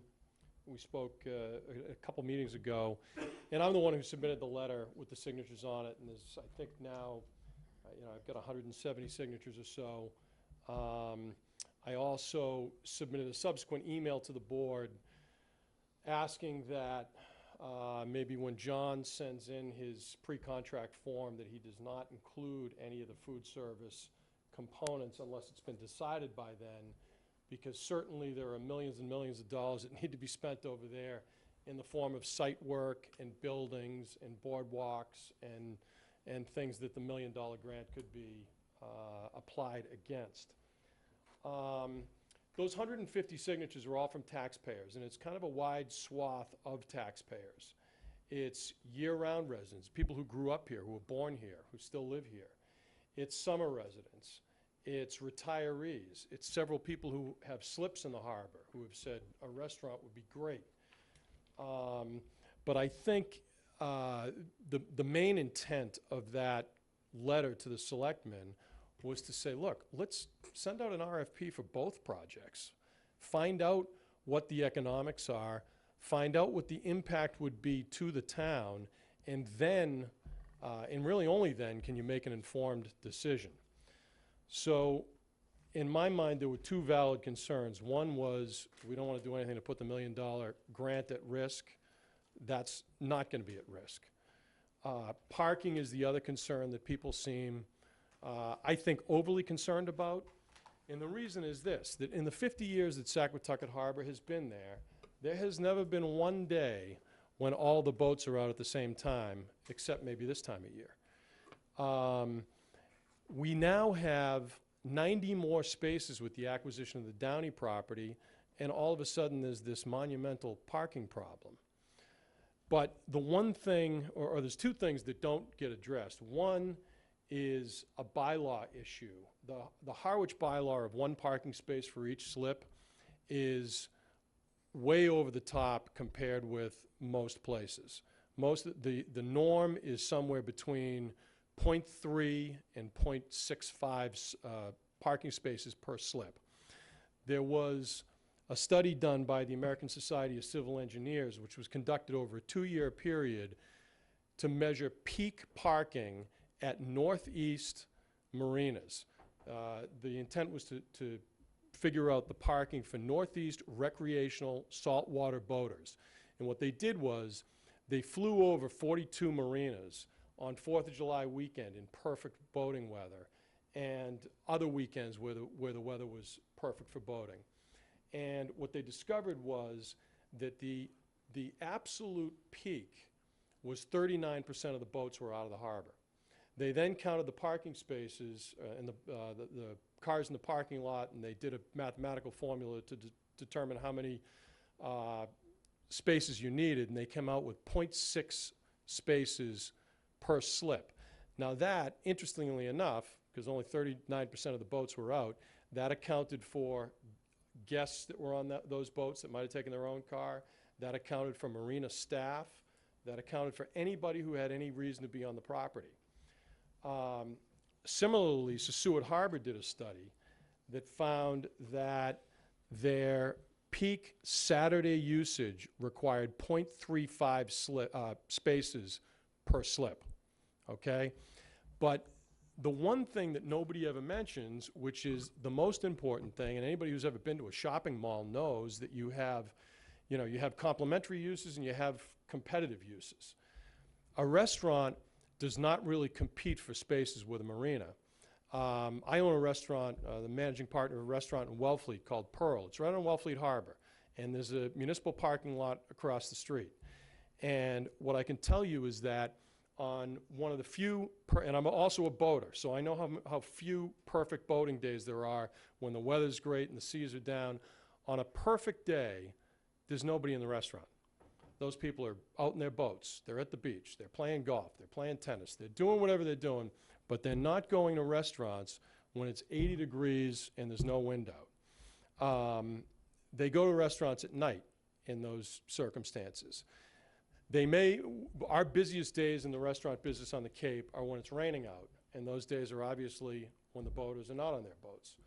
So what the loading rates for the various uses of a snack bar, a marina, a restaurant, whether it's 60 seats or 100 seats, what those loading rates all added up to 226, and we have 227 spaces, won't tell you is that the people who are using those various uses are not there at the same time.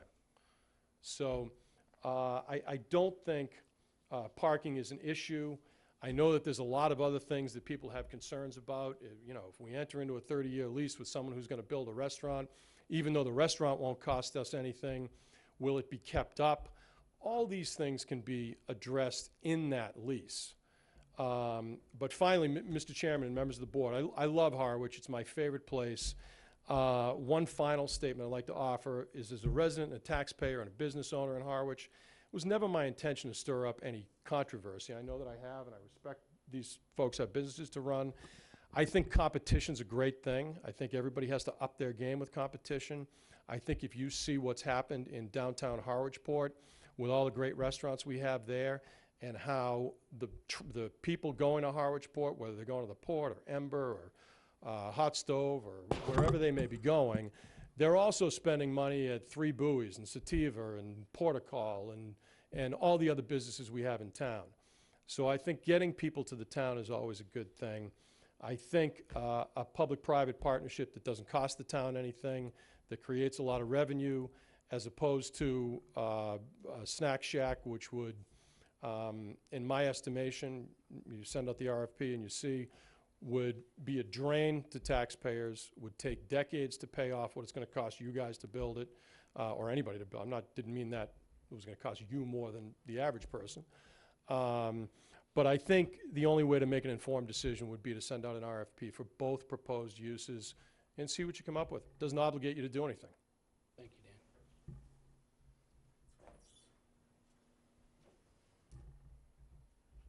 Hello, my name is Barry Brissett. Well, wow, there's so many problems with this going on right now. Right now, we have an approved plan.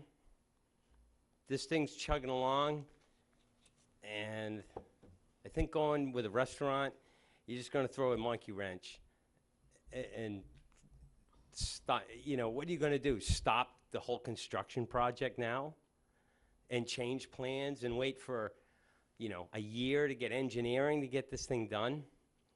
That's just part of it. Parking is an issue. You know, I'm there. I don't know if you're there. I'm there. I'm a boater. I go to Brack's Landing. Another problem is now you're going to have competition, but the town is not supposed to be in competition with private individuals. I know that's weird. Okay. You have also in the marina 11 new slips. I think it's 11, 9 to 11 more boats. You have the medical center parking. They're going to be using that also. The craft shacks. Yeah, people are going to stop and go to the craft shacks.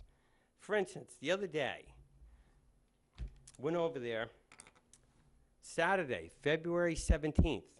Brack's had 57 cars in his parking lot, and there were 15 cars in the marina parking lot. So this is the middle of winter. So you want to take, and I'll tell you, Brack's jams.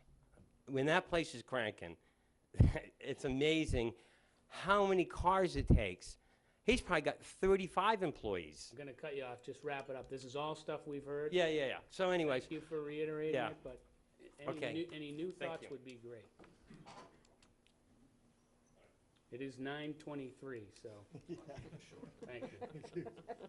And the board, I'm sure, is going to have a long conversation. Mr. Chairman and the board, Tom Johnson, Jr., as I spend more time in Harwichport, it's important to delineate the junior. Thank you. Anybody that knows my father. I submitted a letter a couple of months ago and expressed interest in the development of a potential restaurant, and I can see that it's become an emotional issue, but I want to tell you that the germination of that was really out of the town having cost overruns and maybe a creative public-private partnership to offer a solution. And it was really nothing more than that. I've spent a lot of time in Harwich. My family spends its most special moments here. My interest as a business owner in Harwich was to, offer some financial resources and some expertise in terms of developing a restaurant. A couple of points from a technical standpoint. I'm a Brack's customer. As a matter of fact, I think a couple of bartenders know my name. And I frequent there and will continue to frequent there, whether this restaurant's built or not. But there is an accepted development process called clustering in the restaurant business. And read the data yourself. There's actually more data that suggests that grouping restaurants are better for everybody. So I really believe that if you do the research, you'll find that that's the case. From a parking perspective, I also know that there's variances that can be given based on responsible operation, and one of the development partners that I would bring is VP&E in Boston, which is one of the most successful operators of valet and garages in Boston. And they have signed on to look at this, and I would make the case that perhaps we could offer a parking solution that would be an expense incurred by my group if it was ever awarded, that may benefit everybody. So I really think that the notion of learning more regarding what the options are, even in the context of this being approved by the town, there's no obligation for you to do anything except learn. And I think that when you look at how these two projects line up, it may be enlightening. I would also suggest that if someone responded to the Snack Shack and it was more beneficial to the town, I would support it. If someone had a competing RFP that was better than my deal, I would support that as well. I think the process is something that I think the board should strongly consider. No obligation. I think we'll learn a lot. And I genuinely believe this will be a destination that all businesses in the area will benefit from. Thanks. Thank you, Tom. Thank you, Mr. Chairman. I have no interest in leasing this property, nor do I have any interest in building a restaurant there. So, for truth and disclosure. I am, however, a 1/6 of 30,000 people that own it, and so I'm here as a partial property owner. I was sitting at home quite comfortably, and Selectman Brown said that she was confused about what's going on, and I had to jump in my truck and rush over here to support her, because I'm really confused, like really confused. I made a motion on town meeting floor to take the Snack Shack out. It did not pass. Town meeting passed to put a Snack Shack there. My question to the board is, what is a Snack Shack? When I asked that at town meeting floor, and some concerned citizens got up and was concerned about the competition with the restaurant next door, we were told by town officials that no one was going to hop in their car and drive down to Harwich Port to buy bottled water, a bag of chips, or a pre-made sandwich. It was ludicrous to think that you were going to make them do that, and that people who own the current restaurants were not going to suffer because of a Snack Shack. That instilled in my mind, and I think I'm going to go out on a limb and say probably majority of the people at town meeting, that the term Snack Shack means a building to buy just that, snacks, bottled water, bag of chips, pre-made sandwich. Now, though, a year later, a Snack Shack includes a fry-o-later. We're talking about French fries, clams, lobster, hot dogs and hamburgers made to order, whatever you like on it. That to me, and I'm going to even hope that you ask the planning board for the minutes of the meeting in July of what they determined the seating requirements were for a Snack Shack. Because quite frankly, if the weather deck is considered a Snack Shack, well, I think maybe we should be looking at our zoning laws a little bit closer. Is A&W considered a Snack Shack? I would argue that those two restaurants are just that, restaurants. And we are, in fact, now, under the auspice and term of a Snack Shack, we're building a restaurant, period. You're being asked tonight to fund money that you were not authorized to spend by town meeting. You're only authorized to spend $3 million, but you're going to be asked tonight to spend X amount of dollars to put a septic system in for a restaurant, not a snack shack, a restaurant. Because I'm standing before you, what I would really like to know your definition of what you believe, honestly believe, what the term snack shack means. Because I would argue, as I just did, I think it's pre-made, fast food, bottled water, chips. That's a snack shack. Anything else is more. And I just go, I've said it to you before, and I'll say it to you again. You've been authorized by town meeting to spend $3 million and not a dime more on that project. Whether you call it an ad alternate or not, that's what you're authorized to spend.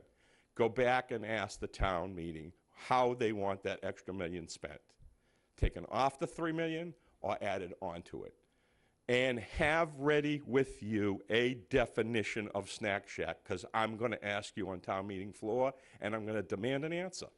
Because this is now silliness. It has gone to the point where it is actually silly. It really is. Thank you. Thank you. And just for clarification, we voted not to vote on septic systems tonight because it's not on the agenda. All right, I'm going to take two more and then I'm done. So Danny, go ahead. Jane Hall, Waterways Committee. I'm on the Waterways Committee. Lived there my whole life. I just might have a little intel. I may hopefully have John reiterate or at least clue some people in. You got the grant. Now, the grant was for the snack shack, from what I understand. No. No? For the project. For the project. Now, if we hold the project up to do a RFP to start researching something else, are we going to lose that grant? Nope. Is that a possibility? We went to whoever to get a grant for that, and now we want to switch it up. Are we going to lose that $1 million? I mean, I think it's putting John in a bad spot to go forward to get that grant for a specific project.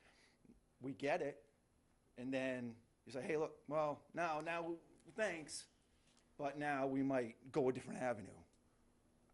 I don't think it's a risk we can take. Thank you, Dan. Mr. Chairman, board members, my name is Hugh Drummond. I'm a taxpayer in South Harwich. My recollection is with Leo's. We approved $3 million for this project at town meeting. That's all we should spend. The $1 million that we get should be applied against that $2 million to reduce the burden to the taxpayers. I also don't think the town should go into the snack shack business. And as a businessman, I don't see any problem getting an RFP from private parties to see what can be done and what would benefit the town and what might become an income stream to the taxpayers of Harwich. Thank you. Thank you, Hugh. Go ahead. And then I'm going to take one more after because he tried to stand up a couple times and Hi, then shut Priscilla me. Eastman. When this whole project came about, I think the people who drew it up did a nice job. And it was my understanding that Saquatucket was going to be a nice meeting place, almost park-like, that was affordable to all. It wasn't going to be for a private restaurant, maybe backed by the town. The thought that it was an area that people could go, look at the beautiful vista. You stop putting up a big restaurant, that view goes. I can't tell you how many times my deceased father-in-law would go down there in the afternoon and sit there on that front row of parking places and look out. A lot of that is going to be obliterated. If we have a nice, I know the snack shack, the town did approve that. I was there and I thought it was a nice feature to have. And I just think the simplicity of the area is what is so beautiful. And I think, this gentleman was saying about the parking. I've never been able to drive 0.35 of my car to the marina and get out and go to my boat. I mean, and then like one of the Brax people were saying, you have a four-top. I don't think everybody drives in the same car, If you have a four-top, usually there's two cars. So, I mean, the parking is a problem, but I just hate to see Saquatucket turning into this big building sprawl, not a beautiful walking area that everybody can enjoy and afford, basically. A restaurant, we all go out to dinner. What does it cost us a head to go out for a drink, a salad, and a dinner? It's like $40 a head. There's a lot of people who can't afford that. You have a little snack shack, they can go down and maybe get an ice cream at night, walk the boardwalk, look at the view. I just don't want to see Saquatucket turn into a big metropolitan. Thank you. Chris, you stood up several times. Yeah, Christopher Howard, Obed Brooks Road. Just one quick thing. I don't want to beat up the parking anymore at all, but I know Charlene talking about it on how many additional seats it's going to take if a restaurant, whether it's 60 seat or 100 seats. But never at any time did I hear how many parking spaces it's going to take for the square footage of the building. So just keep that in mind. Thank you. Thank you, Chris. One more, that's it. I really It's mean it. 9:35. I mean it this time. This time I mean it. That's it. Thank you. I'm Walter Redstone. I live in East Harwich. I've been here for about 40 years. But we're taking into consideration the Freedom, the Yankee, the charter boats, and the kids' fishing boat. You see the line of people going out to the Freedom. There's got to be 50 people going out there on each trip, and they got to park there. They got to park there as well, don't they? Thank you. Thank you. So I'm going to start with the board conversation tonight, which I usually don't do. But first and foremost, the $1 million grant. The $1 million grant we have voted as a board to take back to town meeting to see if they will use the money. Town meeting will vote whether or not they want to finish this project as they voted last year. So the $1 million grant, it's already been voted by this board, as well as us instructed by town council that that's the process we have to follow, period. So it's going back. The amount of difference between the 3 million and what it takes to finish the project as voted will be back in the voters' hands to approve or not approve. It's not disputable at this point. I found myself 2 weekends ago watching about 9 hours worth of tapes and reading the Waterway Committee's meeting minutes, and now I find myself agreeing with Chris, which we often don't. Town meeting voted a plan, and they voted to borrow $3 million. And now they're going to have the opportunity to pay for the rest of the project out of a $1 million grant that John Rendon worked to get. In all of the meetings that I watched and minutes that I read, starting with the purchase of the Downey property and why we bought the Downey property and the parking crisis as it was referred to, and the demand for parking at the harbor, and what we sold to town meeting when we purchased the Downey property was to add parking to the existing operation at the marina.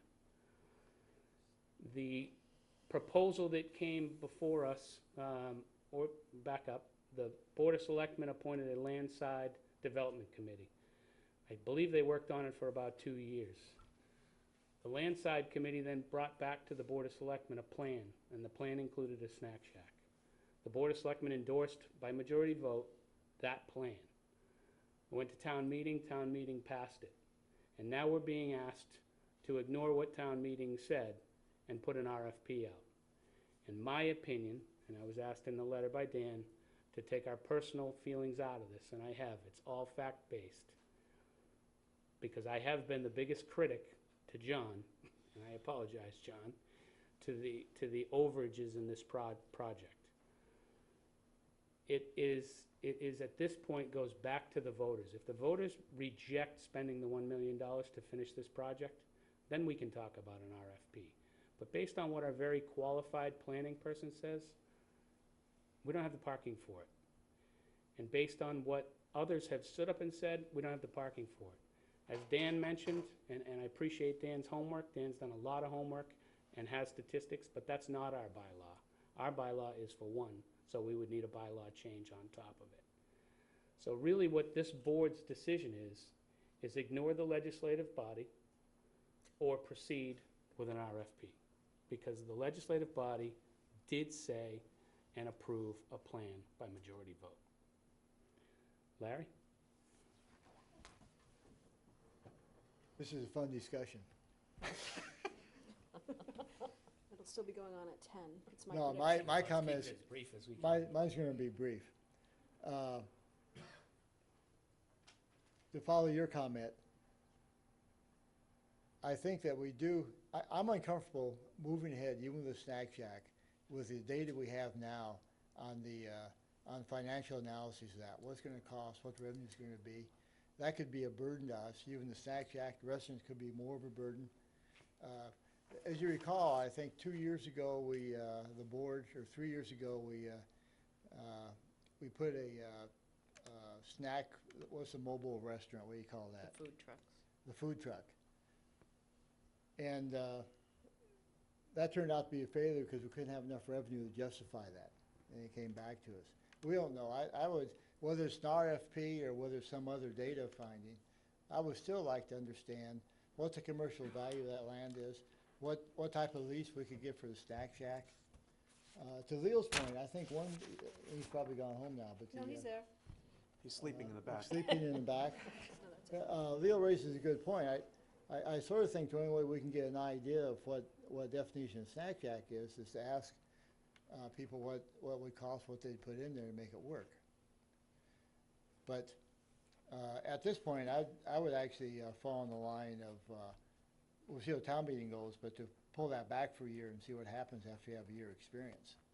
I guess my question, Larry, with your comments is, so I'm confused. Ignore what town meeting said, or We're not ignoring it, we're taking it back for their vote. If they vote against it, if they vote against it? So you're saying if they vote against it, then go look forward. in. In the meantime, I still would like to start the process to understand the cost-benefit analyses of this, so we can answer some questions. In my own mind, I have no idea yet of what that value of the lease would be, how that would work, what the value of Snack Shack would be. People have mentioned something even less, the food truck. Okay. I would like to get some of that information. Okay. Julie? So I'm going to start back where we talked about the puddle. Let's just start there for a second. First of all, there's a town meeting vote. We all agree, Snack Shack, that's what we voted on. We agree that we're going back to town meeting. We agree we got $1 million grant that our harbor master worked incredibly hard on. All of those are true facts. So then we talk about the puddle, and Mr. Auer tells us not to worry. I trust him. That's his job. He knows what he's doing. I trust the harbor master because he knows what he's doing. We have experts in town. None of us are an expert. None of us, right? We're not an expert on leases, so we would seek guidance on that. We're not an expert on snack shacks. We would seek guidance on that through planning and what the town wants. Going back to the puddle where we can trust Mr. Auer on what he's saying. Let's think about the septic system and the fact that the proposal of saying, well, let's just do nothing and let's not build this. So then we don't put the septic system in. Then we decide, oh, maybe this is a good idea. So let's go rip up everything all over again for the cost of a septic system that we could have put in now. Because fiscally, if we're supposed to be responsible to the taxpayers, that is the most responsible thing we can do. You're talking about the septic system. No, so that's fine. I am talking about it, so fast forward, okay? Yeah, move on. Off the septic system, but it is the most fiscally responsible Next thing we week. can do. Next week we will talk about that at length. However, this is a unique asset to all the members of the town. So it's not just to boaters, it's not just to Brax, it's not just to Outer Cape Health that's coming in across the street. It's not just to people who want to get on a boat to go fishing or take their kids on the pirate ride. All these things are awesome attributes that the town has to offer. It is also an asset to be enjoyed by people who want to look at art, who want to sit down and have, whether it's a bag of chips or a lobster roll, sit on the wonderful seating that we're going to have in all the various parts of that harbor that nobody can enjoy right now. So there's all these pieces that belong to this entire town, not just one or the other, not just a few. There's multiple pieces to this. And to sit here and say that we can't do this because it's going to hurt this, or we can't do this because we don't, and the parking, to me, all along, I said, if we don't have the adequate parking A 60-seat restaurant, a 100-seat restaurant isn't gonna work. The Snack Shack offers a lot of opportunities to everybody in the community, whether they're a boater, whether they're looking at the artwork, whether they're just passing by and decide they're coming out of the doctor's and they're gonna go walk over. Maybe they're even gonna stay over at Outer Cape parking and walk over. So there's all these draws. We created an economic development committee to try to bring more to Harwich, and we're trying to do it in a tactful manner. Nobody wants to see the whole harbor blown up into some massive project that no longer resembles Saquatucket Harbor. That's not what we're trying to do here. We're trying to go forward with a project that was brought to town meeting. We're going back to town meeting. We got $1 million grant, but let's not be stupid and not address it in the way that we should. And I won't talk about the septic anymore. So can I ask you a question? Yeah. So with all of that, do you think we should go back to town meeting? If the use of the grant fails, then we should talk about RFP. I think probably. I'm Okay. not gonna give you a definitive. Because we're gonna vote on that, I think. Janelle? Okay, let's talk about the article and the grant first. It was my understanding when we took that vote the other day that we were voting on whether to, not whether to accept the grant as the article verbiage says, because we've already accepted the grant. Correct. Julie and John went there, we've got the grant. So it's not to accept the grant, so we've got to change that right away. It's whether to utilize those monies in addition to the $3 million or to offset the $3 million.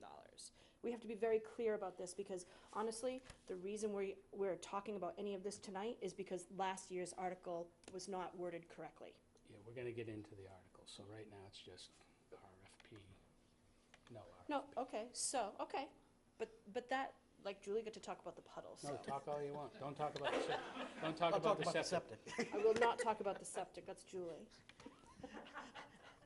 So, the $1 million is sitting here on the table, and we have to figure out if we're gonna be using it to add on to the 3 million or to offset the 3 million. In my mind, we voted to, I mean, we talked about it for hours. It's supposed to offset, but we'll go back to town meeting for that. That being said, I do not believe that the Snack Shack is going to fall within the $3 million budget. So, why not have John write up the paperwork in the acceptance of the grant to at least utilize the money for site work that we need it so desperately for, maybe for septic after we have next week's conversation. Use that money, in that way. And why not put out an RFP? I am a huge proponent of a public-private partnership. I don't care if it's a 10-seat restaurant. It's not about the size, it's about a public-private partnership because it brings revenue to the town. What's the idea here? We want to generate revenue. The town is going to go bankrupt. I'm gonna go bankrupt. I won't be able to live here anymore. I don't know where I'll live. We have so many expenses coming down the road. We have so many this year. So why wouldn't it make sense to think about a land lease? Somebody wants to build a building and pay taxes on it, and then hand it over to us at the end of the lease. To me, that's a no-brainer. A Snack Shack, for me, does not make sense town-owned. Maybe, again, public-private partnership. Okay, other point I want to make is the parking. So when you look at the parking numbers, just want to get to my spot here. 201 spaces for boat slips, 7 spaces for the harbor master's office, 1 space for the garage, and 17 spaces for a Snack Shack. There's no parking there for Brax. There's no parking there for Outer Cape Health. There's no parking for the Yankee. There's no parking for Captain Kidd. So when we say, oh, well, there's no parking for a restaurant, well, what about all the stuff that already exists?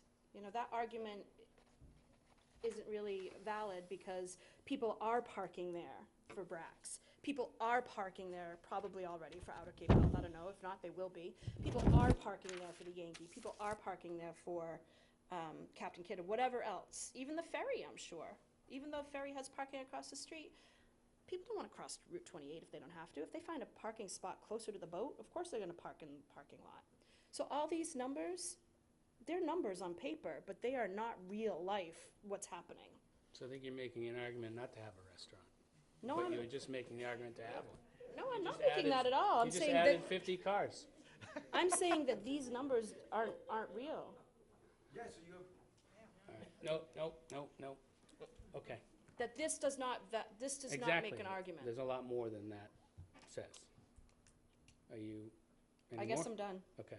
So I guess the only Oh, comment. one more thing. Go One more ahead. thing. Go ahead.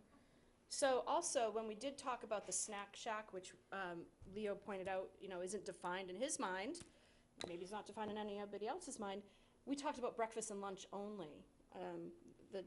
This woman was speaking about coming down after dinner for an ice cream or something. Again, the definition is not there. She's thinking she can go get ice cream, but we're not going to be open. So, lots of things just went wrong. Right, but what hasn't gone wrong is town meeting's vote to approve a plan that was put For before. $3 million. I stand with Leo on that. And we have- $3 million only. Right, but town meeting has the option, based on your vote last week, along with the rest of ours, to decide to spend the $1 million grant that we got from the state to offset this project. So our borrowing, you're 100% right, is at $3 million. And again, I'll reiterate, I've been the biggest critic to this project and the overages from the beginning. Town meeting voted, and it included a snack shack.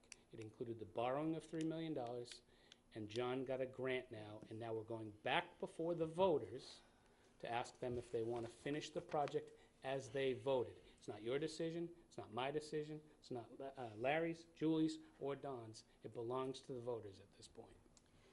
I wouldn't call it finish the project, because the project was presented with the snack shack being an ad alternate. No, Oh, it wasn't.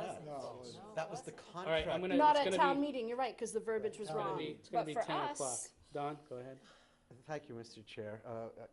You stood with Leo, but I sat with Leo at town meeting. I actually supported deleting it, and I didn't prevail. Town meeting had a snack shack in it. I sit here having for months not changed my position on this at all. The town meeting asked for a snack shack, the town meeting approved the snack shack. I am all for building a snack shack. The question about whether Leo does or isn't right about whether it should be prepackaged or not is something that we can hash out based on public input. But we got a project, we put it out for contract. It couldn't be done within the $3 million that we raised and appropriated at a town meeting through a borrowing. We got $1 million as a grant, and it's real simple to me, because I'm a more populist person, and I actually agree with where Michael's heading. We got a bag of $1 million that somebody gave us. We put it on a table in town meeting and say, this could be used to buy down your debt exposure, or it can complete the project as you agreed to build it, because we gave an inadequate funding estimate. Everything I'm hearing tonight should have been discussed either last year or in 6 months from now, if you're talking about what goes in that building. But we went to town meeting. I was on the other side of the table. I am quite clear that we fought the good fight. Leo made an amendment. It didn't pass. What did pass was what was being proposed as stated, and that was a snack shack. And now that we got this extra money, we could not complete the project. It is wholly up to the town's people who fuel the tax base to let us know, no, we want some of that million back, or no, we want to finish what we approved last year. And I'm still at the same spot I was 5 months ago. All these arguments can happen on town meeting floor as well. Yep. Julie? The one other piece of this that we have to also think about for the taxpayers' The septic purposes. system. No, I'm not talking about the septic system. You told me I couldn't, so. Is the fact that whatever way we structure a lease, if it's a snack shack, if we go forward with the snack shack, is that there's another piece of the pie there for the town in terms of structuring the lease to take a piece of the profit. And so in that regard, I would say that it's in the town's best interest to not only be offering a bottle of water and a bag of chips, because if the town is gonna make money off of this piece, this building, this snack shack, sitting on our wonderful asset that we all own a piece of, then ultimately, I want the biggest bang for my buck in my snack shack. So that's another piece of the pie to consider. Very quick. Go ahead. We've already agreed last week to bring this back to town meeting and have them vote on $1 million, whether put it to this $3 million or to add on to it. Yep. My argument is consistent. I think to help provide, to inform the town meeting, we should have some idea of what the options are versus doing nothing versus doing the snack shack versus something else on the pluses or minuses. And if we need to do an RFP to get that information to inform town meeting, we should do it.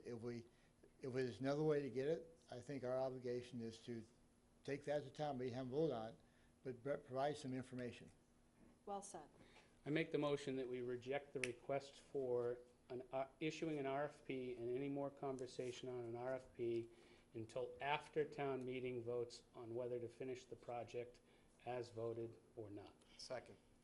Moved and seconded. Any discussion? That's the wrong thing to do. I agree with Larry. We need to bring this information Town to meeting's town already meeting. voted. Moved and seconded.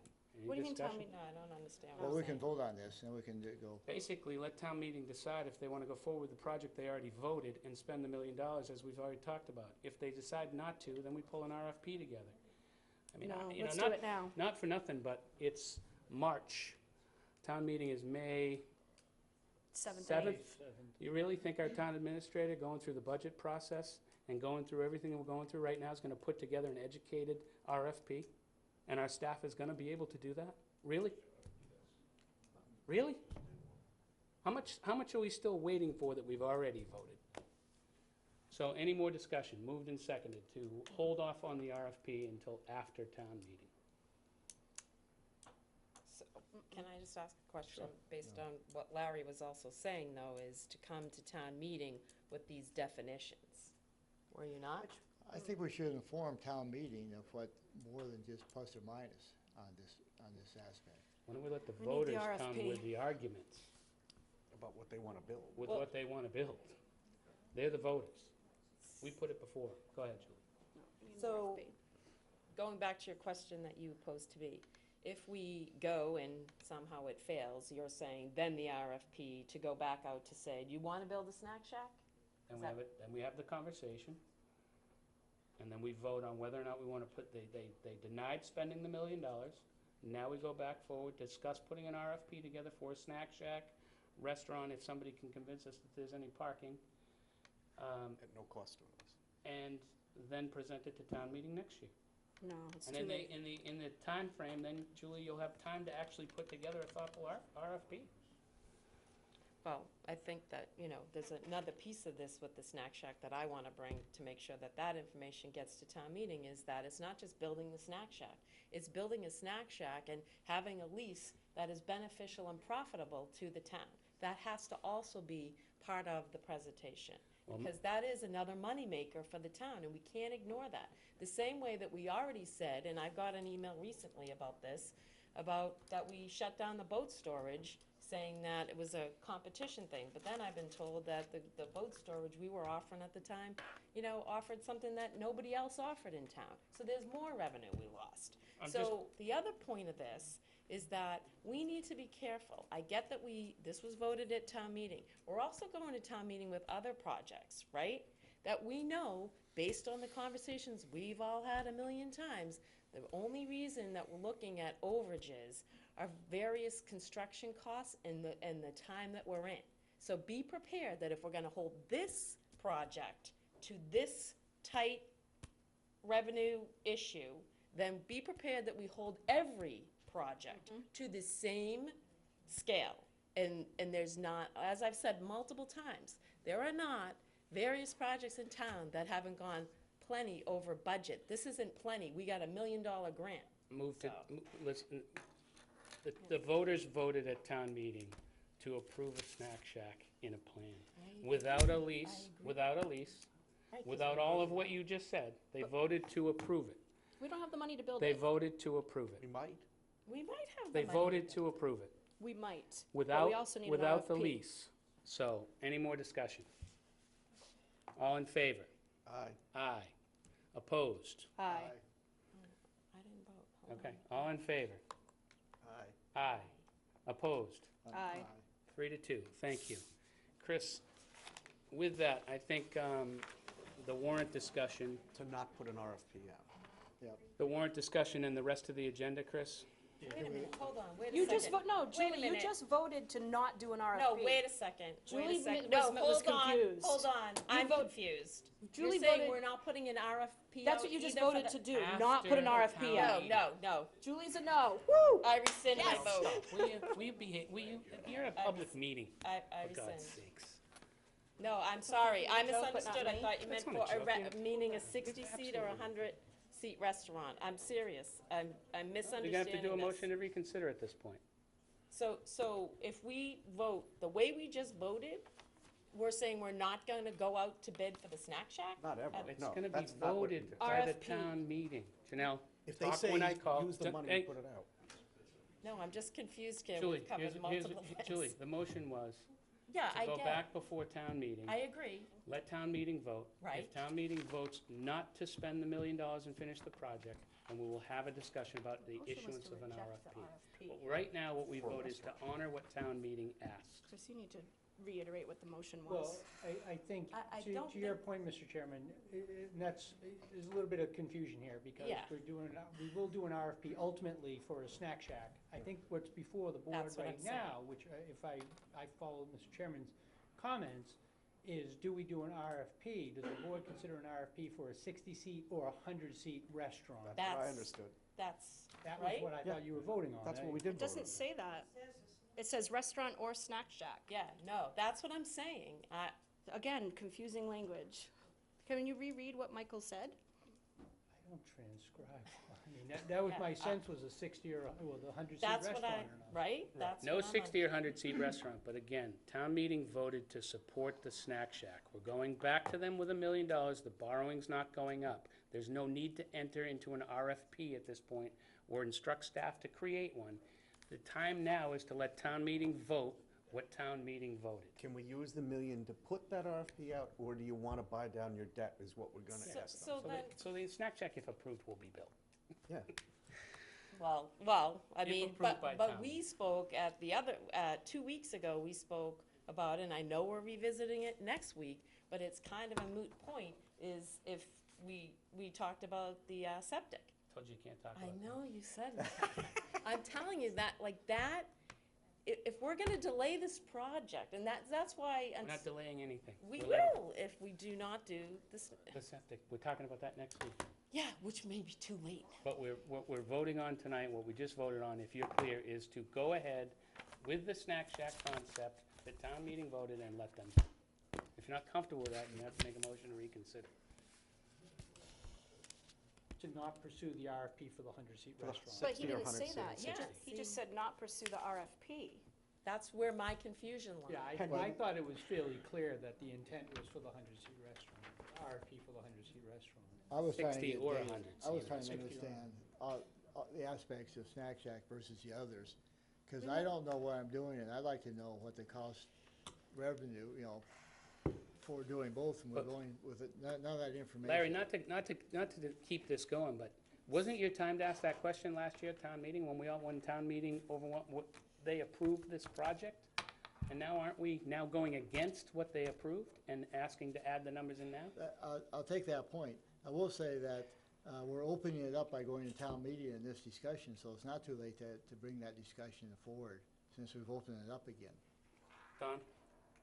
again, we're not going to not do any RFP. The question is, we could not complete the project in sequence with everything that was approved at the town meeting last year within the confines of the money that we raised and appropriated.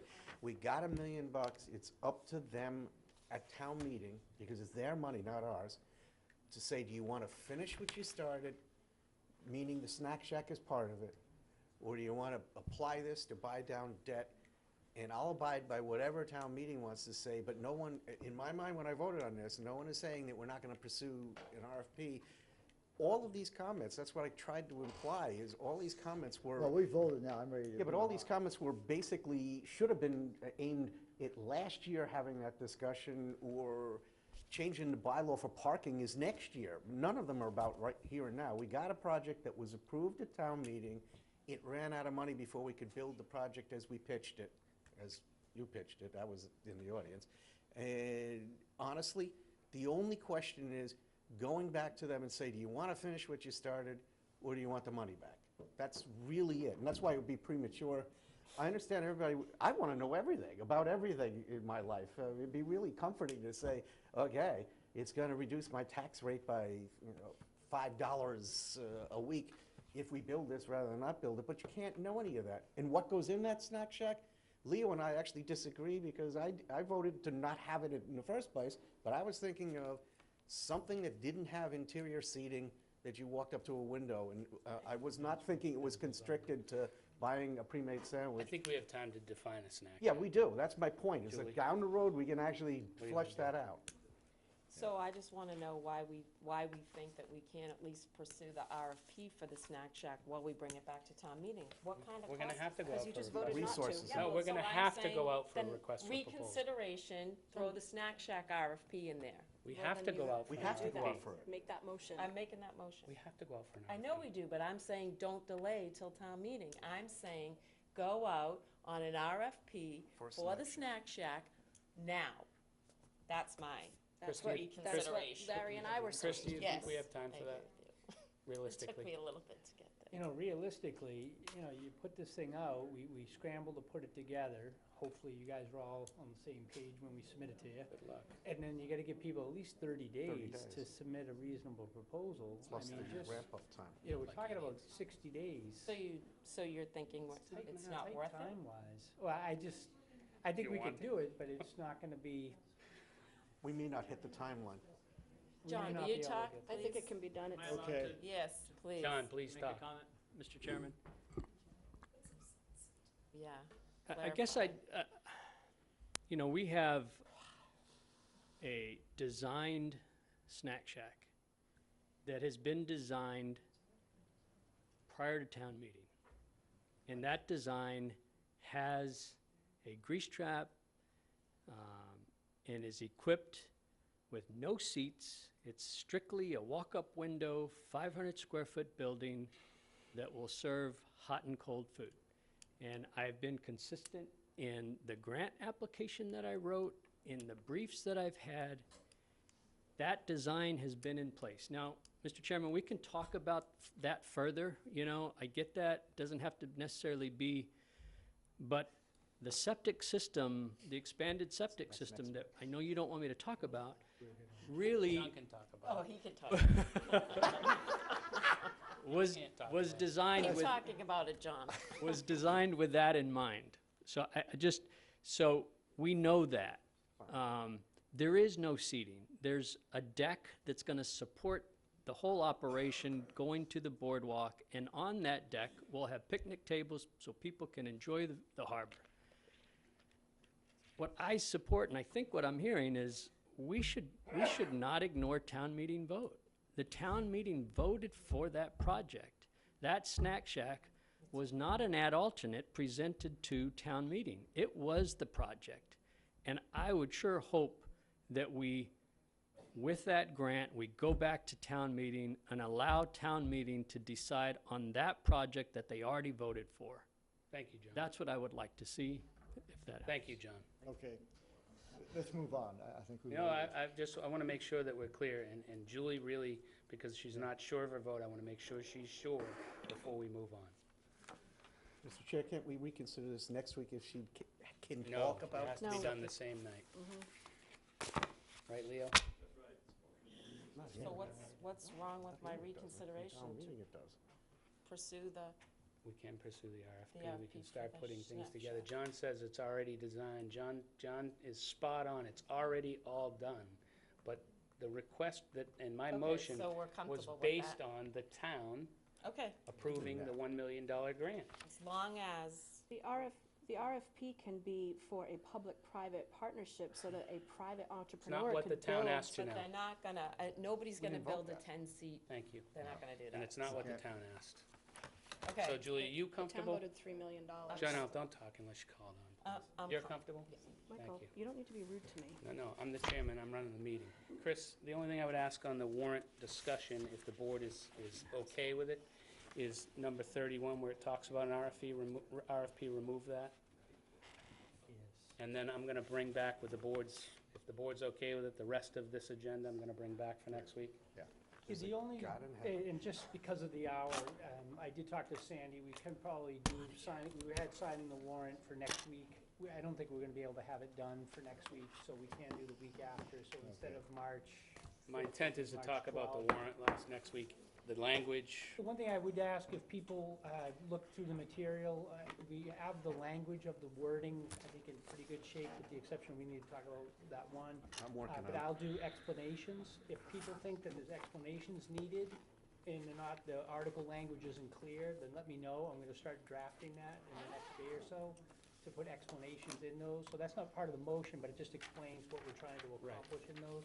So if there are ones, we have some already, but if there are other ones people want to see, then we could take out 31, because that would give the 40 years, and that's not necessary. Yeah, okay. Speaking of taking out, do you want? Okay, can I get a motion to So adjourn? moved. Second. Do I have to rescind my?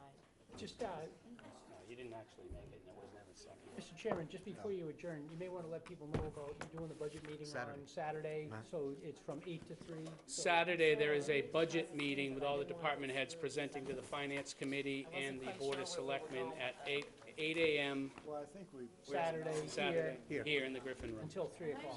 If you thought tonight was exciting. Motion to adjourn? All in favor? Aye. Aye.